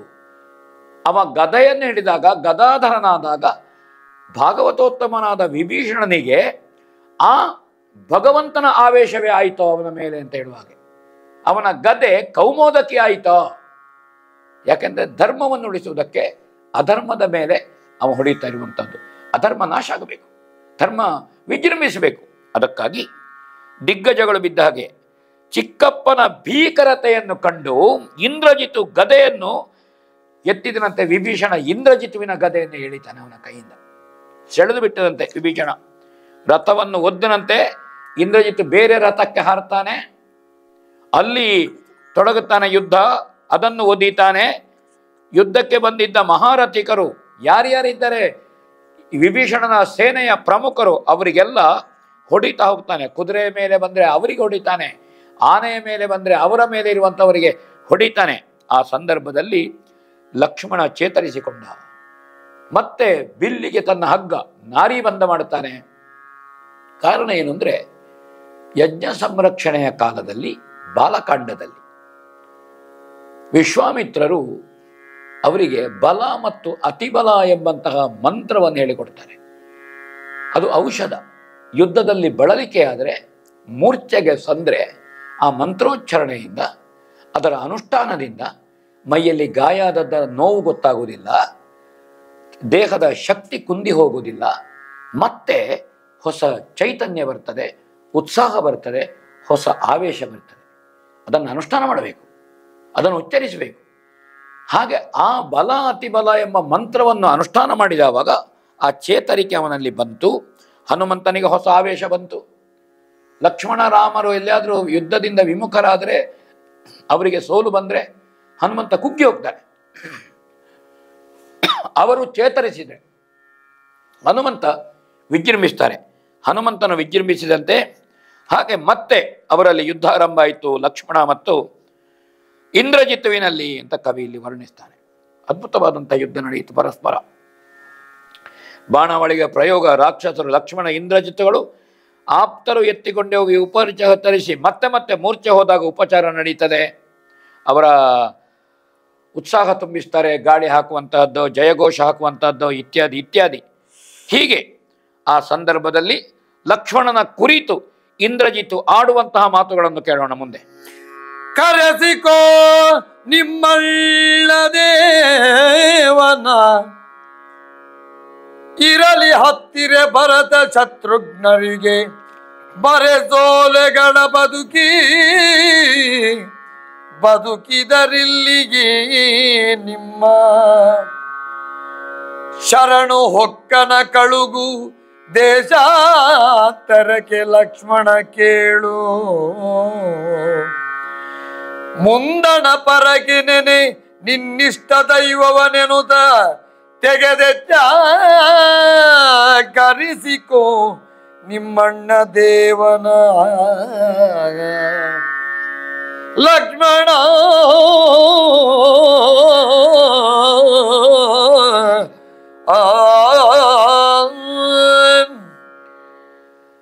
ನಿನ್ನ ಅಣ್ಣನನ್ನು ಕರೆಸಿಕೋ, ರಾಮಚಂದ್ರವನನ್ನು ಬರಲಿಕ್ಕೆ ಹೇಳುವಂತ ಇಂದ್ರಜಿತ್ ಹೇಳ್ತಾನೆ. ಅವನನ್ನು ಬರಲಿಕ್ಕೆ ಹೇಳಬೇಕು ನೀನು. ಭರತ ಶತ್ರುಘ್ನರಿಗೆ ಪತ್ರವನ್ನು ಬರಿ, ಯುದ್ಧವನ್ನು ಗೆಲ್ಲುವುದಕ್ಕೆ ಅಯೋಧ್ಯೆಯಿಂದ ಸೈನ್ಯ ಹಿಡ್ಕೊಂಡು ಬರಲಿ ಅವರು. ನೀವಿಬ್ರು ಬಂದರೆ ಸಾಕಾಗೋದಿಲ್ಲ, ನಿನ್ನಿಂದ ಏನೂ ಅಲ್ಲ. ಬದುಕಿದ್ದರೆ ಇಲ್ಲಿಯೇ ನಿಮ್ಮ ಮೊರೆ ಹೊಕ್ಕ ವಿಭೀಷಣನನ್ನು ದೇಶಾಂತರ ಕಳುಹಿಸು, ಯುದ್ಧ ಗೆಲ್ಲಿಕ್ಕಾಗುವುದಿಲ್ಲ ಅಂತ ಇಂದ್ರಜಿತ್ ಹೇಳ್ತಾನೆ. ಪರಲೋಕಕ್ಕಾಗಿ ನಿನ್ನ ಇಷ್ಟ ದೈವವನ್ನು ಸ್ಮರಿಸು ಹೇಳ್ತಾನೆ. ನಿನ್ನ ಸಾವು ಸನಿಹವಾಗಿದೆ. ಲಕ್ಷ್ಮಣ ಹೇಳ್ತಾನೆ, ದಶಕಂಠನನ್ನು ಕೊಲ್ಲುವುದಕ್ಕೆ ನಮ್ಮಣ್ಣ ರಾಮ ಬರುವಂತಹದ್ದು, ನಿನ್ನನ್ನು ನಾನೇ ಕೊಲ್ಲುವಂಥದ್ದು, ರಾಮ ಬರಬೇಕಾಗಿಲ್ಲ ಅವ ಹೇಳ್ತಾನೆ. ಮಾತ್ರ ಅಲ್ಲ, ಶತ್ರುಗಳನ್ನು ಗೆದ್ದ ಸಮಾಚಾರವನ್ನು ಅಯೋಧ್ಯೆಗೆ ಪತ್ರ ಬರೆದು ತಿಳಿಸ್ತೇನೆ. ಈಗ ಸಹಾಯಕ್ಕಾಗಿ ಕೇಳುವುದಿಲ್ಲ, ಶತ್ರುಗಳನ್ನು ಗೆದ್ದಿದ್ದೇವೆ ಅಂತ ನಾವು ಪತ್ರದಲ್ಲಿ ಅಯೋಧ್ಯೆಗೆ ತಿಳಿಸ್ತೇವೆ. ಮರೆ ಹೊಕ್ಕಂತ ವಿಭೀಷಣನಿಗೆ ಲಂಕೆಯ ಪಟ್ಟಾಭಿಷೇಕ ಮಾಡಿಸ್ತೇವೆ. ಇಂದ್ರಜಿತ್ತು, ಬೊಗಳೆಯ ಮಾತಾಡಬೇಡ, ಇಷ್ಟು ಸಂಕಲ್ಪ ಆಗಿದೆ. ಯಾವಾಗ ವಿಭೀಷಣ ನಮ್ಮನ್ನು ಆಶ್ರಯಿಸಿ ಬಂದಿದ್ದಾನೋ ತೆಂಕಣ ಸಮುದ್ರದ ತಡಿಯಲ್ಲಿ, ಆವಾಗಲೇ ಅವರಿಗೆ ಉಪ್ಪು ನೀರಿನ ಅಭಿಷೇಕ ಮಾಡಿದ್ದೇವೆ ನಾವು. ಮುಂದಿನ ಲಂಕೆಗೆ ನೀನು ರಾಜ ಅಂತ ಹೇಳಿ ಆಗಿದೆ, ಮತ್ತೆ ನಾವು ನಿಜ ಪಟ್ಟಾಭಿಷೇಕವನಿಗೆ ಮಾಡ್ತೇವೆ ಅಂತ ಹೇಳ್ತಾನೆ. ಅದಕ್ಕಾಗಿ ನೀನು ಯಾವ ಆಲೋಚನೆ ಮಾಡಿದ್ರೆ ಬಾಣಗಳ ವಿನಿಯೋಗ ನಡೆಯಿತಂತೆ. ಮಾತ್ರ ಅಲ್ಲ, ಇಂದ್ರಜಿತುವಿನ ರಥ, ಸಾರಥಿ, ಕುದುರೆಗಳನ್ನು ಮತ್ತೆ ಲಕ್ಷ್ಮಣ ಕೆಡ ಹಾಕ್ತಾನೆ, ಹುಡಿ ಮಾಡ್ತಾನೆ.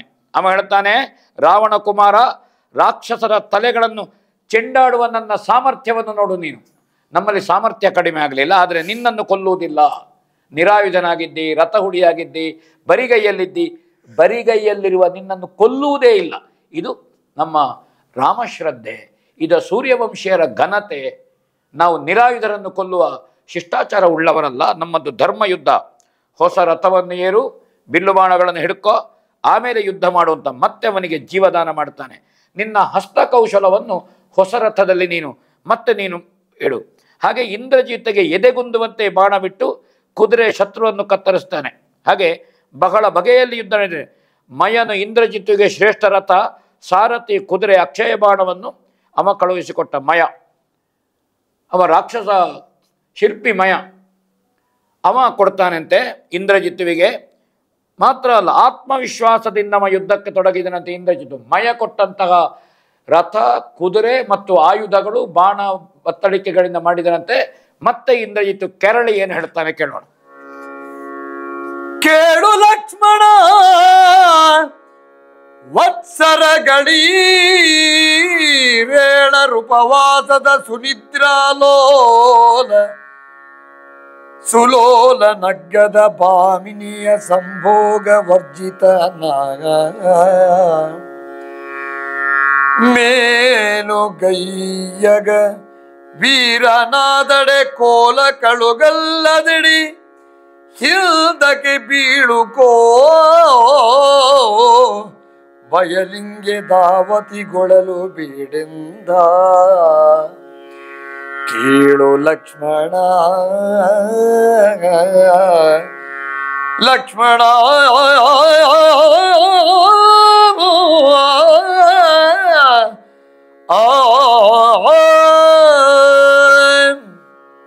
ಇಂದ್ರಜಿತ್ತು ಈ ಸಂದರ್ಭದಲ್ಲಿ ಮಯ ಕೊಟ್ಟಂತಹ ರಥ ಮತ್ತು ದಿವ್ಯ ಬಾಣಗಳು ಎಲ್ಲ ಹೊಂದಿಕೊಂಡು ಹೇಳ್ತಾನೆ, ಸುಮ್ಮನೆ ಸಮಯ ಹಾಳು ಮಾಡೋದು ಬೇಡ, ಯುದ್ಧದ ಕಲಾಪ ಏನುಂಟು ಸುಮ್ಮನೆ 14 ವರ್ಷ ಇವ ಹೇಳ್ತಾನೆ. ಇಲ್ಲಿ ನಾವು ಹಿಂದಿನ ಸಂದರ್ಭದಲ್ಲಿ ವಿಭೀಷಣ ಹೇಳಿದ ಮಾತುಗಳು 12 ವರ್ಷ, ಆದರೆ ಇಲ್ಲಿ ಹೇಳ್ತಾನೆ 14 ವರ್ಷ ಉಪವಾಸ ಮಾಡಿ ನಿದ್ದೆಯನ್ನು ಬಿಟ್ಟು ಸ್ತ್ರೀ ಸಂಘವನ್ನು ಮಾಡದೇ ಇರುವ ಉತ್ತಮ ವೀರನಾದರೆ. ಈ ಸಂಖ್ಯೆಗಳು ಅಲ್ಲಲ್ಲಿ ವ್ಯತ್ಯಾಸಗಳು. ಯಾಕೆಂದರೆ ಈ ಒಬ್ಬ ಕವಿ ನಮಗೆ ವಾಲ್ಮೀಕಿಯು 12 ಹೇಳ್ತಾನೆ, ಹಿಂದೆಯೂ 12 ಬಂದಿದೆ. ಅನೇಕ ಸಲ ಆ ಸಂದರ್ಭದ ಒಬ್ಬ ಕವಿ ಕಾವ್ಯವನ್ನು ಬರಿತಾ ಹೋಗ್ತಾನೆ, ಅದು ಪ್ರೇರಣೆ. ಆ ಷಟ್ಪದಿಗಳಿಗೆ ಅಕ್ಷರ, ಗಣ, ಮಾತ್ರೆಗಳು ಹೊಂದಾಣಿಕೆ ಆಗಬೇಕು. ಆ ಸಂದರ್ಭದಲ್ಲಿ ಒಂದೆರಡು ಅಕ್ಷರಗಳನ್ನು ಹೊಂದಿಸಿಕೊಳ್ಳುವುದಕ್ಕಾಗಿ 12 ಇದ್ದದ್ದು 14 ಆಗಿರಬಹುದು, ಅಥವಾ ರಾವಣ ಸ್ತ್ರೀಯರನ್ನು 14 ಲಕ್ಷ ತಂದಿದ್ದಾನೆ ಅಂತ ಉಂಟು, 15 ಲಕ್ಷ ತಂದಿದ್ದಾನೆ ಉಂಟು. ಈ ಸಂಖ್ಯೆಗಳು ಅಲ್ಲಲ್ಲಿ ಸಣ್ಣ ಪುಟ್ಟ ವ್ಯತ್ಯಾಸಗಳನ್ನು ಕಂಡ್ರೆ ಅದು ನಾವು ಆ ಸಮಯದಲ್ಲಿ ಕವಿಗೆ ಬಂದಂತಹ ಪ್ರೇರಣೆ ಅಂತ ನಾವು ತಿಳಿಬೇಕು. ಅದು ಬಹಳ ಮುಖ್ಯ. ಇಲ್ಲಿ 12 ವರ್ಷ ಎನ್ನುವುದೇ ಪ್ರಧಾನ ನಮಗೆ ಕಾಣುವಂತಹದ್ದು. ಇಲ್ಲಿ 14 ಅಂತ ಕವಿ ಹೇಳಿದ್ದಾನೆ. ಅದು ಗೌಣ ಅದು ನಮಗೆ ಪ್ರಧಾನ ಸಂಗತಿ ಅಲ್ಲ. ಇಲ್ಲಿ ಮುಖ್ಯವಾಗಿರುವಂಥದ್ದು ನಾವು ಹೇಳೋದು ನಿದ್ರೆ, ಆಹಾರ ಮತ್ತು ಸತಿ ಸಂಘ ಮಾಡಿದಂತಹ ಒಬ್ಬ ವೀರ, ಇಂತಹ ವೀರನಾದರೆ ಮಾತ್ರ, ಉತ್ತಮ ವೀರನಾದರೆ ಯುದ್ಧ ಮಾಡು, ಸುಮ್ಮನೆ ಶ್ರಮ ಪಡಬೇಡ ಅಂತಾನೆ. ನನ್ನನ್ನು ಕೊಲ್ಲಿಕ್ಕೆ ನೀನು ಎಷ್ಟು ವರ್ಷ ಯುದ್ಧ ಮಾಡಿದರೂ ಆಗೋದಿಲ್ಲ. ಈ ಗುಣಗಳು, ಈ ಅನುಷ್ಠಾನಗಳು, ಈ ವೃತ್ತಗಳಿದ್ದರೆ ಮಾತ್ರ ಸಾಧ್ಯ ಅಂತ ಹೇಳಿ ಅವ ಬಾಣವನ್ನು ಪ್ರಯೋಗ ಮಾಡ್ತಾನಂತೆ. ಮಯ ಕೊಟ್ಟಂತಹ ಬಾಣಗಳನ್ನು. ಆದರೆ ಲಕ್ಷ್ಮಣ ಇಂದ್ರಾಸ್ತ್ರದಿಂದ, ಬಹಳ ಮುಖ್ಯ ಇಲ್ಲಿ, ಇಂದ್ರಿಯಗಳಿಗೆ ಅಧಿರಾಣಿ ಇಂದ್ರಾಣಿ. ಇಂದ್ರಾಣಿ ಅಂದರೆ ಇಂದ್ರನ ಹೆಂಡತಿ ಅಂತ ಅಷ್ಟೇ ಅರ್ಥ ಅಲ್ಲ. ಅಲ್ಲಿ ನೋಡುವ ಕಣ್ಣು, ಕೇಳುವ ಕಿವಿ, ಮಾತನಾಡುವ ನಾಲಿಗೆ, ಮೂಸುವ ಮೂಗು, ಮುಟ್ಟುವ ಚರ್ಮ ಏನುಂಟು ಅದು ಕರ್ಮೇಂದ್ರಿಯಗಳೈದು, ಜ್ಞಾನೇಂದ್ರಿಯಗಳೈದು. ದೇಹದಲ್ಲಿರುವಂತಹ ಕೊಳಕನ್ನು ಹೊರಗೆ ಹಾಕುವಂತಹ ಇಂದ್ರಿಯಗಳು ಕರ್ಮೇಂದ್ರಿಯಗಳು, ಜ್ಞಾನವನ್ನು ತಿಳಿಯುವ ಇಂದ್ರಿಯಗಳು ಜ್ಞಾನೇಂದ್ರಿಯಗಳು. ಈ 10 ಇಂದ್ರಿಯಗಳು ಏನಿದೆ ಅದನ್ನು ಮೀರಿ ನಿಲ್ಲುವಂತಹದ್ದು ಬಹಳ ಮುಖ್ಯ. ವೃತ ಅಂದರೆ ಅದನ್ನು ನಿಯಂತ್ರಿಸುವವಳು, ಅದರ ಅಧಿರಾಣಿ ಇಂದ್ರಾಣಿ. ಅವಳನ್ನು ವಶವರ್ತಿಯಾದವಳು, ಅವಳನ್ನು ವರಿಸಿದವ, ಅವಳನ್ನು ಸ್ವಾಧೀನೀಕರಿಸಿದವ ಇಂದ್ರ. ಈ ಕಾರಣಕ್ಕಾಗಿ 12 ವರ್ಷದ ವೃತನಿಷ್ಠೆ ಏನು, ಇದರ ದ್ಯೋತಕ ಉಳ್ಳವನು ಎನ್ನುವುದರಿಂದ ಅವ ಇಂದ್ರಾಸ್ತ್ರದ ಮೂಲಕವಾಗಿ ಇಂದ್ರಜಿತುವಿನ ಬಾಣವನ್ನು ಶಾಂತಗೊಳಿಸ್ತಾನಂತೆ. ಮಾತ್ರ ಅಲ್ಲ, ಆವಾಗ ಲಕ್ಷ್ಮಣ ಏನು ಮಾಡ್ತಾನೆ ಅಂತ ನೋಡೋಣ. ಮಾತು ನಿನಗಿಲ್ಲೇ ಕೆಲವು ವರಮೈತಿಳೆ ಜನವಚರ ಮಾರ್ಗದ ವೀತಿಯ ವರವೈಸೆ ಮಾತೆರಡಿಲ್ಲ ನಮಗೆನು ತಪಾತದುದ್ಭವ ಭೂತ ಸುಮನೋ ನಾಥ ಮುಖ್ಯರು ಹೊಗಳೇ ಹಾಗೆಯವರು ತವನು 16 ಯೋಜನ ಕಿತ್ತು ಬೊಬ್ಬಿಗಿರಿದ ಹೆಚ್ಚು ಬೊಬ್ಬಿರಿದ ಮಾತು ನಿನಗಿನ್ನೇ ಕೆಲವೋ ಎಲವೋ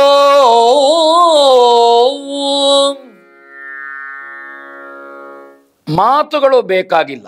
ಮೈಥಿಲೀಪತಿಯ ಮಾತು ಹೇಗೆ, ರಾಮನ ಮಾತು ಹೇಗೆ, ಅದು ನೀರಿನಲ್ಲಿ ಬರೆದ ಅಕ್ಷರಗಳಲ್ಲ, ಅದು ರೇಖೆ, ಶಿಲಾಶಾಸನ. ರಾಮನ ಮಾತುಗಳು ಅದು ಧಾರ್ಮಿಕ ಮಾತುಗಳು. ನಾವು ಆ ದಾರಿಯಲ್ಲಿ ನಡೆಯುವವರು, ರಾಮನ ಮಾತಿನ ದಾರಿಯಲ್ಲಿ ನಾವು ನಡೆಯುವವರು. ಹಾಗಣ ಮಾತು ಬೇಡ, ಮಾತು ಇಲ್ಲ, ಯುದ್ಧ ಬೇಕಾದ್ದು, ಬಾಣಗಳ ಕಣೆಯನ್ನು ನಾವು ಪ್ರಯೋಗಿಸಬೇಕಾದ್ದು ಅಂತ ಹೇಳಿ 16 ಯೋಜನ ದೂರಕ್ಕೆ ಇಂದ್ರಜಿತುವಿನನ್ನು ರಥ ಸಮೇತ ಹಾರಿಸಿದನಂತೆ ಲಕ್ಷ್ಮಣ. ಈ ಸಂದರ್ಭದಲ್ಲಿ ಶಿವಬ್ರಹ್ಮ ದೇವೇಂದ್ರರೇ ಲಕ್ಷ್ಮಣನನ್ನು ಹೊಗಳಿದ್ರು ಅಂತ ಕವಿ ಹೇಳ್ತಾರೆ. ಇಲ್ಲಿ ಲಕ್ಷ್ಮಣನ ಸಾಮರ್ಥ್ಯವನ್ನು ಹೊಗಳಿದ್ರು. ಎಲ್ಲರೂ ಇಂದ್ರಜಿತುವಿನ ಸಾಮರ್ಥ್ಯಕ್ಕೆ, ಆಸುರಿ ಶಕ್ತಿಗೆ, ಅವನ ಮಾಯೆಗೆ ಹೆದರಿದ್ರು. ಆದರೆ ಲಕ್ಷ್ಮಣನ ವಿಜೃಂಭಿಸುವುದನ್ನು ಕಂಡು ಅವರು ಸಂತೋಷಪಟ್ಟರು. ಮಹಾಸ್ತ್ರ ವಿದ್ಯೆಯು ಶಿವನಿಗೆ ಸಮಾನ ಲಕ್ಷ್ಮಣ ಅಂತ ಅವರು ಹೇಳಿದರಂತೆ. ಹಾಗೆ ಭಯಂಕರ ಬಲಶಾಲಿ ಇಂದ್ರಜಿತ್ತು ಮತ್ತೆ ರಥ ಸಮೇತ ಪುನಃ ಲಕ್ಷ್ಮಣನ ಎದುರು ಬಂದು ನಿಲ್ತಾನೆ. ಮಹಾಮಾಯಾಸ್ತ್ರವನ್ನು ಪ್ರಯೋಗ ಮಾಡ್ತಾನೆ. ಲಕ್ಷ್ಮಣನ ಎದೆಗೆ ಬಾಣ ಬಿಡ್ತಾನೆ. ಲಕ್ಷ್ಮಣ ಬೀಳುತ್ತಾನೆ. ಮತ್ತೆ ಲಕ್ಷ್ಮಣ ಚೇತರಿಸಿಕೊಳ್ತಾನೆ. ಯಾಕೆಂದರೆ ಅಲ್ಲಿ ಬಲ ಅತಿಬಲ ಮಂತ್ರದ ಅನುಷ್ಠಾನ ಮಾಡ್ತಾ ಇದ್ದಾನೆ. ಆ ಕಾರಣಕ್ಕಾಗಿ ಹೇಳ್ತಾನೆ ಕವಿ ಇಲ್ಲಿ ಬಹಳ ಸೊಗಸಾಗಿ ಹೇಳ್ತಾನೆ. ಮಗಧ ಚಕ್ರವರ್ತಿಯ ಮೋಹದ ಮಗಳಾದ ಸುಮಿತ್ರೆಯ ಮಗನಲ್ವೇ ಲಕ್ಷ್ಮಣ, ಸುಮಿತ್ರಾತ್ಮಜನಲ್ವೇ ಆ ಮಹಾಮಾತೆ ರಾಮನ ಜೊತೆಗೆ ಲಕ್ಷ್ಮಣನನ್ನು ಕಳುಹಿಸಿದ್ದು ಸುಮ್ಮನೆ ವನವಾಸದಲ್ಲಿ ತಿರುಗಾಡ್ಲಿಕ್ಕಲ್ಲ. ರಾಮಂ ದಶರಥಂ ವಿದ್ಧಿ ಅಯೋಧ್ಯಾಂ ಅಟವೀಂ ವಿದ್ಧಿ ಮಾಂ ವಿದ್ಧಿ ಜನಕಾತ್ಮಜ ಅಂತ ಒಂದು ಮಾತು ಹೇಳಿದ್ದಾಳೆ. ಅದನ್ನು ಕವಿ ನೆನಪಿಸ್ತಾನೆ. ಮಗಧ ಚಕ್ರವರ್ತಿಯ ಮಗಳು, ಮೋಹದ ಮಗಳಾದಂತಹ ಸುಮಿತ್ರೆಯ ಮಗನಲ್ವೇ ಲಕ್ಷ್ಮಣ. ರಾಮನಲ್ಲಿ ದಶರಥನನ್ನು ಕಾಣು, ಅಡವಿಯನ್ನು ಅಯೋಧ್ಯೆ ಅಂತ ತಿಳಿ, ಸೀತೆಯನ್ನು ನಾನು ಅಂತ ತಿಳಿ, ಮಹಾಮಾತೆ ಅಂತ ತಿಳಿ. ಅದಕ್ಕಾಗಿ ಆ ನಿಷ್ಠೆಯಿಂದ ಹೊರಟಿದ್ದಾನೆ. ಹೇಗೆ ಇಲ್ಲಿ ರಾಮನಲ್ಲಿ ದಶರಥನನ್ನು ಕಾಣುವಂತಹದ್ದು, ಅರಣ್ಯ ಅಯೋಧ್ಯೆ ಅಂತ ತಿಳಿಯುವಂತಹದ್ದು, ಸೀತೆಯಲ್ಲಿ ಸುಮಿತ್ರೆಯನ್ನು ಕಾಣುವಂತಹ 3 ವೃತ್ತ. ಇಲ್ಲಿ 3 ವೃತ್ತ ಇದೆ. ನಿದ್ರೆ, ಆಹಾರ, ಸತಿ ಸಂಘ, ಅಲ್ಲಿ 3 ವೃತ್ತ ಇದೆ. ಹೀಗೆ 3 ಮತ್ತು 3 6 ವೃತ್ತವನ್ನು ಹೊಂದಿದವ ಲಕ್ಷ್ಮಣ ಎನ್ನುವುದಿಲ್ಲಿ ನಾವು ಗಮನಿಸಬೇಕಾದ ಬಹಳ ಮುಖ್ಯವಾದಂತಹ ಸಂಗತಿ. ಈ ಲಕ್ಷ್ಮಣನಿಗೆ ಸೋಲು ಬರುವುದುಂಟು ಉಂಟಾ? ಹಾಗಾದರೆ ಅದ್ಭುತವಾದಂತಹ ಕಣೆಯನ್ನು ಲಕ್ಷ್ಮಣ ಹೊಡಿತಾನೆ ಅಂತ ಕೇಳೋಣ. ಶರಣು ಸಮಗಣೆಯಾಗಿ ರಕುತವ ಎರಡು ಭಾಗದಲು ಗುಳಿದುದು ಎವೆ ಮುರಿದ ವಂಗ ನಿಹಾರದಲ್ಲಿ ಬಾರಿಸಿದ ಜೊಮ್ಮಿನಲಿ ಕರದ ಬಿಲುಗಳು ಕಳಚಿದುದು ಕಂಗಳು ತಿರುಗ ಬಗೆದವು ತೇರಿನೊಳಗಂ ತರಿಸುತ್ತ ಕಳನೆಮ್ಮಿದನು ಹಳವಿಗೆಯ ಸರಳು ಸಮಗಿಣಿಯಾಗಿ ಇಂದ್ರಜಿತ್ವಿನ ಹಣೆಗೆ ಲಕ್ಷ್ಮಣ ಬಾಣ ಹೊಡಿತಾನೆ. ಹಣೆಗೆ, ನೆತ್ತಿಗೆ ಹೊಡಿತಾನೆ ಇಂದ್ರಜಿತ್ವಿನ. ಸರಳು ಸಮಗಣೆಯಾಗಿ ತೊರವೆ ಬಹಳ ಅಪೂರ್ವ ಪ್ರಯೋಗ ಮಾಡಿದ್ದನ್ನು ಕಾಣ್ತೇವೆ ನಾವಿಲ್ಲಿ. ರಕ್ತ ಚಿಮ್ಮಿತು, ರೆಪ್ಪೆ ಮುಚ್ಚಿತು. ಇಂದ್ರಜಿತ್ವಿನ ರಕ್ತ ಚಿಮ್ಮಿತು, ರೆಪ್ಪೆ ಮುಚ್ಚಿತು. ಶೂನ್ಯ ಸ್ಥಿತಿಯುಂಟಾಗಿ ಮೈ ಮರೆತು ರಥದಲ್ಲಿ ಬಿದ್ದನಂತೆ. ಕೈಯಿಂದ ಬಿಲ್ಲು ಬಾಣಗಳು ಜಾರಿ ಕೆಳಗೆ ಬಿದ್ದಿತು ಅಂತ ಕವಿ ಹೇಳ್ತಾನೆ. ಕಣ್ಣು ತೊಳಸಿತು. ಏನು ಪ್ರಯೋಗ, ಕಣ್ಣು ತಿರುಗಿತು ಅಂತ ತೊಳಸೋದು. ತಿರುಗಿತಂತೆ ಆ ಸಂದರ್ಭದಲ್ಲಿ. ರಥದಲ್ಲಿ ತಡೆದು ಇಂದ್ರಜಿತ್ತು ಧ್ವಜಸ್ತಂಭದ ಬುಡದಲ್ಲಿ ಹೊರಗೆ ಬಿದ್ದನಂತೆ. ಒಬ್ಬ ಅಪೂರ್ವವಾದಂತಹ ವಿಕ್ರಮಿ ಇಂದ್ರಜಿತ್ತು ಕಣಗೆ ಬೀಳುತ್ತಾನೆ. ದೇವೇಂದ್ರನನ್ನು ಗೆದ್ದವ, ಮೂರು ಲೋಕದ ವೀರರಿಗೆ ಕ್ರೂರ ವಿಧಿ ಸ್ವರೂಪ, ಬ್ರಾಣ ಪ್ರಯೋಗದಲ್ಲಿ ಕುಶಲ ಹಸ್ತ ಇಂದ್ರಜಿತ್ತು ಅಂಥವನು. ಮಯನು ಆಕಾಶದಿಂದ ಕೆಳಗೆ ಬಂದ. ಯಾಕೆ? ಮಗಳ ಮಗ, ಮೊಮ್ಮಗ. ಮಯನೇ ಕೊಟ್ಟ ರಥ, ಮಯನೇ ಕೊಟ್ಟ ಬಿಲ್ಲು, ಮಯನೇ ಕೊಟ್ಟ ಬಾಣ, ಅದು ವಿನಿಯೋಗಾಗಲಿಲ್ಲ. ಹಾಗೆ ಮೊಮ್ಮಗನ ಮೇಲಿನ ವಾತ್ಸಲ್ಯದಿಂದ, ಪ್ರೀತಿಯಿಂದ ಮಯ ಬರ್ತಾನೆ. ಕಮಂಡಲದಿಂದ ನೀರನ್ನು ಮಂತ್ರಿಸಿ ಇಂದ್ರಜಿತುವನ್ನು ಎಚ್ಚರಿಸ್ತಾನಂತೆ. ಮಯನು ತನ್ನ ದಿವ್ಯ ಕವಚವನ್ನು ಮಗಳ ಮಗನಾದ ಇಂದ್ರಜಿತಿಗೆ ತೊಡಿಸ್ತಾನಂತೆ. ಬ್ರಹ್ಮ ಕೊಟ್ಟ ಹರಿತವಾದ ಬಾಣ ಉಗ್ರ ಧನಸ್ಸನ್ನು ಕೊಡ್ತಾನಂತೆ. ಮೊಮ್ಮಗನನ್ನು ಹರಸ್ತಾನೆ. ಮಾಯೆಯಿಂದ ಅದೃಶ್ಯನಾದನಂತೆ.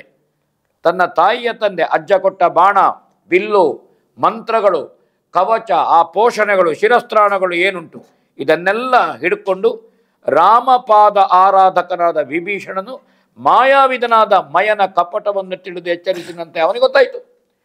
ಮಾಯೆಯಿಂದ ಬಂದಿದ್ದಾನೆ ಮಯ, ಯಾರ ಕಣ್ಣಿಗೂ ಕಾಣಲಿಲ್ಲ. ಬಂದು ಮೊಮ್ಮಗನನ್ನು ಉಪಚರಿಸಿ ಅವನನ್ನು ಚೇತರಿಸಿ ಅವನನ್ನು ಎಬ್ಬಿಸಿ ಸರ್ವ ಸನ್ನದ್ಧನಾಗುವಂತೆ ಮಾಡಿದ್ದು ಮಹಾಮಾಯಾವಿಯಾದ ವಿಭೀಷಣನಿಗೆ ಗೊತ್ತಾಗಿದೆ. ಆ ವಿಭೀಷಣ ಮುಂದಿನ ಅವನ ಏನು ಧಾರ್ಮಿಕ ಚಿಂತನೆಗಳು ನೋಡು, ಅವ ಏನು ಮಾಡ್ತಾನೆ ನೋಡು ವಿಭೀಷಣ. ಬೇಗ ತೊಡು ಪೈತಾಮಗಾತ್ರವ ನೀಗ ಗೆಲುವಡೆ ಸಮರದಲಿಗಿ ಶತಯಾಗಜಿತು ತೊಡುವಸ್ತ್ರ ಭಂಗಕ್ಕೆ ಮರೆಯ ಮಾತೇನು ತೂಗಿದವ ಮುಂಚಿದಡೆ ಕಮಲಜ ಕೂಗಿದಡೆ ಕೇಳು ಉಗ್ರ ನಿತ್ಯ ಯೋಗ ಬಹುದೆ ಮಗ್ಯೋದಿನ ಬೋಲ್ ಎಂದ ಸುರಪತಿ ನುಡಿದಾಗ ಬೇಗ ತೊಡು ಪೈತಾಮಗಾತ್ರವ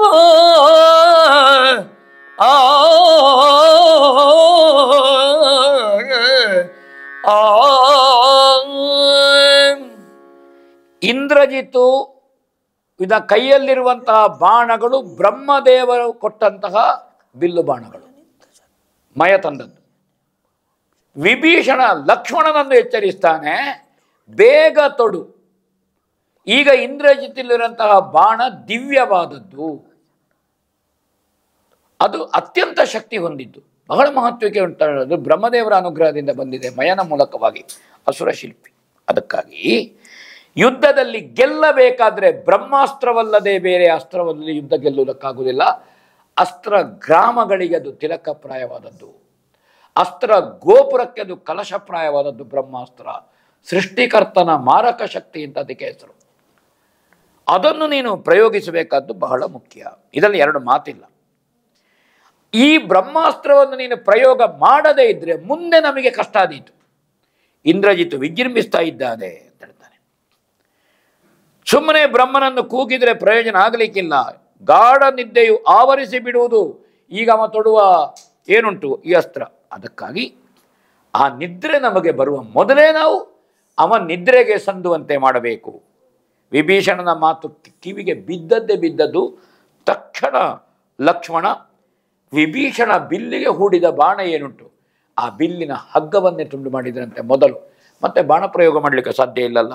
ಕತ್ತರಿಸಿ ಹಾಕಿದ ಹಗ್ಗವನ್ನು ದೇವತೆಗಳು ಆನಂದದಿಂದ ದೇವದುಂದುಬಿಯನ್ನು ಮಂಗಳವಾದ್ಯವನ್ನು ಮೊಳಗಿಸಿದ್ರ ಅಂತ ಸಂದರ್ಭದಲ್ಲಿ ವಿಶ್ವಾಸಘಾತಕನು ಗುಟ್ಟನ್ನು ಹೇಳಿಕೊಟ್ಟು ನಮ್ಮನ್ನು ಹಾಳು ಮಾಡಿದ ಅಂತ ಹೇಳ್ತಾನೆ ಇಂದ್ರಜಿತು. ಈ ವಿಭೀಷಣ ವಿಶ್ವಾಸಘಾತಕ. ನಮ್ಮಲ್ಲಿರುವ ಮಯ ಕೊಟ್ಟಂತಹ ಬ್ರಹ್ಮ ಕೊಟ್ಟಂತಹ ಅಪೂರ್ವ ಶಕ್ತಿ ಏನುಂಟು, ಪ್ರತಿಭಟನೆಗೆ ಆಲಸ್ಯ ಬರುವಂತಹ, ಅವನನ್ನು ನಿಶ್ಚೇಷ್ಟಿತನನ್ನಾಗುವಂತಹ ಶಕ್ತಿ ಏನುಂಟು, ಆ ಶಕ್ತಿ ಉಂಟು ಅಂತ ಹೇಳಿ ವಿಶ್ವಾಸಘಾತಕನಾದ ಕುಟುಂಬ ದ್ರೋಹಿಯಾದಂತಹ ವಿಭೀಷಣ ಹಾಳು ಮಾಡಿದ ನಮ್ಮ ಗೆಲುವ. ಇಲ್ಲದಿದ್ದರೆ ಸತ್ವಶಾಲಿಗಳಾದಂತಹ ಶತ್ರುಗಳ ಜೀವವನ್ನು ಸುಮ್ಮನೆ ಬಿಡ್ಲಿಕ್ಕಾಗ್ತದೆ. ನಾವು ಅವರನ್ನು ನಿದ್ರೆಗೆ ಕಳುಹಿಸ್ತಿದ್ದೆವು. ವಿಭೀಷಣನ ಹಣೆ ಬರಹವನ್ನು ಅಳಿಹಚ್ಚಿ ಹಾಕುತ್ತೇನೆ, ಮೃತ್ಯುವಿನ ಹೊಟ್ಟೆಗೆ ಹಾಕುತ್ತೇನೆ ಅಂತ ಇಂದ್ರಜಿತು ಔಡುಗಚ್ಚಿದನಂತೆ. ಆ ಸಂದರ್ಭದಲ್ಲಿ ಮಯ ಕೊಟ್ಟಂತಹ ಬಾಣಗಳು ಏನುಂಟು ದಿವ್ಯವಾದದ್ದನ್ನು ಅದನ್ನು ಇಂದ್ರಜಿತು ಚಿಕ್ಕಪ್ಪನ ಮೇಲೆ ಪ್ರಯೋಗ ಮಾಡಿದ ಅಂತ ಹೇಳ್ತಾನೆ ಕವಿ. ಕೇಳೋಣ. ಎತ್ತಿದನು ಕಿರಿಯಯ್ಯಂಗ ಮಯ ನಿತ್ತ ಶಕ್ತಿಯ ನೆಮ್ಮ ವಂಶಕ್ಕೆ ಮೃತ್ಯುವಾದ ಸುರಾಧಮನೆ ನೀ ನೋಡಿಕೋ ಎನ್ನುತ್ತ ಒತ್ತ ಬರದುದ್ರೇಕದಿಂದಿಡೆ ಸತ್ತನ ಕಟಾಚರಣನೆಂದೊದೆದು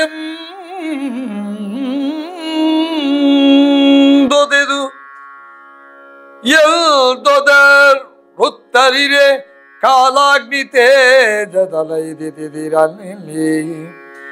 ಎತ್ತಿದ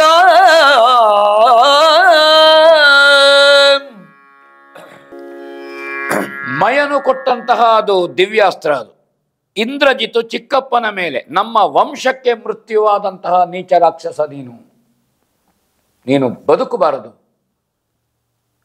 ಬಹಳ ಸಿಟ್ಟಿನಿಂದ ಲಕ್ಷ್ಮಣನ ಮೇಲೆ ಪ್ರಯೋಗ ಮಾಡಬೇಕಾದಂತಹ ಬಾಣ ಏನಿದೆ ಅದನ್ನು ವಿಭೀಷಣನ ಮೇಲೆ ಪ್ರಯೋಗ ಮಾಡ್ತಾ ಇದ್ದಾನೆ. ಎಲ್ರಿಗೂ ಉದ್ರೇಕಾತಿಶಯದಿಂದ ಬಾಣ ಬಿಟ್ಟ ಅಂತ ಕವಿ ಇಲ್ಲಿ ಒಂದು ಶಬ್ದ ಪ್ರಯೋಗ ಮಾಡಿದ. ಸಹಿಸಲಿಕ್ಕೆ ತಡಿಲಿಕ್ಕಾಗದೆ ಮಾಡುವಂತಹದ್ದು. ಅನೇಕ ಸಲ ನಮಗೆ ಅತಿಯಾದ ಸಿಟ್ಟು ಬಂದರೆ, ನಾವು ಉದ್ರೇಕಕ್ಕೆ ಒಳಗಾದರೆ ನಮ್ಮ ವಿವೇಕ ಅದು ಮರೆಯಾಗಿ ಹೋಗ್ತದೆ. ನಮ್ಮ ವಿವೇಕ ಕೆಲಸ ಮಾಡುವುದಿಲ್ಲ. ಆ ಕಾರಣದಿಂದ ರಾಮಭಕ್ತನು ಸತ್ತನೋ ಅಂತ ಎಲ್ಲರೂ ಕೂಗಿಕೊಂಡು, ಅಸ್ತ್ರವು ಪ್ರಳಯಾಗ್ನಿಯ ತೇಜಸ್ಸಿನಿಂದ ವಿಭೀಷಣನ ಎದುರಿಗೆ ಬರ್ತಾ ಉಂಟು. ಎಲ್ಲರೂ ಭೀತರಾದರಂತೆ. ಹನುಮಂತ ಹೆದರಿದ, ಜಾಂಬವ ಕಳವಳಗೊಂಡ, ನಳ, ಅಂಗದ, ಗವಾಕ್ಷ, ನೀಲ, ಸುಷೇಣ, ಕಪಿ ನಾಯಕರು ದುಃಖಿಸಿದರಂತೆ. ಆಕಾಶದಲ್ಲಿ ಯುದ್ಧ ನೋಡುವ ಪರಮ ಸಾತ್ವಿಕರಾದ ಭಾಗವತೋತ್ತಮರಾದಂತಹ ಪ್ರಹ್ಲಾದ, ನಾರದರೇ ದಿಕ್ಕೆಟ್ಟರಂತೆ, ಕಳವಳಗೊಂಡ್ರಂತೆ. ವಿಭೀಷಣ ಪರಮ ಭಾಗವತೋತ್ತಮ. ಪರಮ ಭಾಗವತೋತ್ತಮನ ಮೇಲೆ ಈ ಬಾಣ ಬರ್ತಾ ಉಂಟಲ್ಲ ಅಂತ ಅವರಿಗೆ ಕಂಡಿತಂತೆ. ಕಿರುಚಿಕೊಂಡ್ರಂತೆ. ರಘುನಾಥ ಲಕ್ಷ್ಮಣರು ಅವರು ಅದೇನು ಭಕ್ತರಾಧೀನನೋ ಅಸ್ತ್ರವು ಆಕಾಶದಲ್ಲಿ ಆ ಕ್ಷಣ ಎರಡು ತುಂಡಾಯಿತು ಅಂತ ಕವಿ ಹೇಳಿದ. ಬಾಣ ಅದೃಷ್ಟಕ್ಕೆ ಎರಡು ತುಂಡಾಯಿತು. ವಿಭೀಷಣನ ಮೇಲೆ ಬರುವಂತಹ ಬಾಣ ಮಹಾಸ್ತ್ರಕ್ಕೆ ಗುರಿ ಮಾಡಿದ ಬಾಣವು ಕಣ್ಣಿಗೆ ಕಾಣಲಿಲ್ಲ, ಅದೃಶ್ಯವಾಯಿತಂತೆ ಆ ಬಾಣ. ಲಕ್ಷ್ಮಣನ ಅಸ್ತ್ರವಿದ್ಯಾ ಕೌಶಲವು ಆಶ್ಚರ್ಯಕರವೆಂದರು ಆಕಾಶದಲ್ಲಿ ವಿಮಾನಗಳಲ್ಲಿದ್ದ ದೇವತೆಗಳು. ಹಾಗಾದ ಕಾರಣ ಅವರ ಅಸ್ತ್ರವು ಆಕಾಶದಲ್ಲಿ ಎರಡು ತುಂಡಾಯಿತು. ಅರ್ಥ ಏನು? ಲಕ್ಷ್ಮಣ ಬಾಕಿದ್ದವರ ಕಳವಳದ ಮಧ್ಯೆ ಯಾರು ಗಮನಿಸದೇ ಇರುವ ಸಂದರ್ಭದಲ್ಲಿ ತನ್ನ ಕರಚಮತ್ಕೃತೆಯಿಂದ ತನ್ನಲ್ಲಿದ್ದಂತಹ ಬ್ರಹ್ಮಾಸ್ತ್ರ ಏನಿದೆ ಆ ಬ್ರಹ್ಮನುಗ್ರಹಿಸಿದ ಬಾಣವನ್ನು ಕಣ್ಣಿಗೆ ಕಾಣದಷ್ಟು ವೇಗದಲ್ಲಿ ಕತ್ತರಿಸಿ ಹಾಕ್ತಾನೆ. ಅಂದರೆ ಪರಮ ಭಾಗವತೋತ್ತರು ಭಗವಂತನ ಭಕ್ತರಿಗೆ ಯಾವ ಕಾರಣಕ್ಕೂ ಹಾನಿಯಾಗುವುದಿಲ್ಲ. ಅವರ ನಂಬಿಕೆ, ಅವರ ಶ್ರದ್ಧೆ, ಅವರ ಧಾರ್ಮಿಕತೆ ಅವರನ್ನು ಉಳಿಸ್ತದೆ. ಹಾಗಾದ ಕಾರಣ ನಮ್ಮ ಶೀಲ, ನಮ್ಮ ಧರ್ಮ, ನಮ್ಮ ಆರಾಧನೆ, ನಮ್ಮ ನಂಬಿಕೆಗೆ ಒಂದು ಸನಾತನವಾದಂತಹ ಇದು ನಮ್ಮಲ್ಲಿ ಅನುಷ್ಠಾನ ಇದ್ದರೆ, ನಿತ್ಯಾನುಷ್ಠಾನ ಇದ್ದರೆ, ಆವಾಗ ನಮ್ಮ ನಿತ್ಯಾನುಷ್ಠಾನದ ಏನು ಸತ್ವ, ಆ ವೃತ ಏನಿದೆ, ಆ ಧಾರ್ಮಿಕತೆ ಏನಿದೆ ಅದು ನಮ್ಮನ್ನು ಉಳಿಸ್ತದೆ. ಇಲ್ಲಿ ವಿಭೀಷಣನ ಧರ್ಮನಿಷ್ಠೆ, ವಿಭೀಷಣನ ಚಿರಂಜೀವತ್ವ, ಅವನಿಗೆ ಚಿರಂಜೀವತ್ವ ಬರಲಿಕ್ಕೆ ಕಾರಣ ಬ್ರಹ್ಮದೇವರ ಹತ್ರ ಸದಾ ಧರ್ಮದಲ್ಲಿಯೇ ನಾನು ಆಸಕ್ತನಾಗಿರುವಂತೆ ಮಾಡು. ಧರ್ಮದಲ್ಲಿ ಆಸಕ್ತನಾದವನಿಗೆ ಬ್ರಹ್ಮನಾಸ್ತ್ರ ಏನಾದರೂ ಮಾಡುವುದಕ್ಕುಂಟ? ಇಲ್ಲ, ಅವನನ್ನು ಅದು ರಕ್ಷಿಸು. ವಿಷ್ಣು ಭಕ್ತರ ಸಮೂಹವು ಆನಂದ ಸಾಗರದಲ್ಲಿ ಮುಳುಗಿತು. ಇದು ತೊರವೆಯ ನರಹರಿಯ ಮಹಾನುಗ್ರಹ ಶ್ರೀಹರಿಯದ್ದು ಅಂತ ಹೇಳುತ್ತಾನೆ. ಈ ಸಂಚಿಕೆಗೆ ಮಂಗಲ ಹೇಳೋಣ. ರಾಮಾಯ ರಾಮಭದ್ರಾಯ ರಾಮಚಂದ್ರಾಯ ವೇದಸಿ ರಘುನಾಥಾಯ ನಾಥಾಯ ಸೀತಾಯ ಪದೈ ನಮಃ ರಾಮಾಯ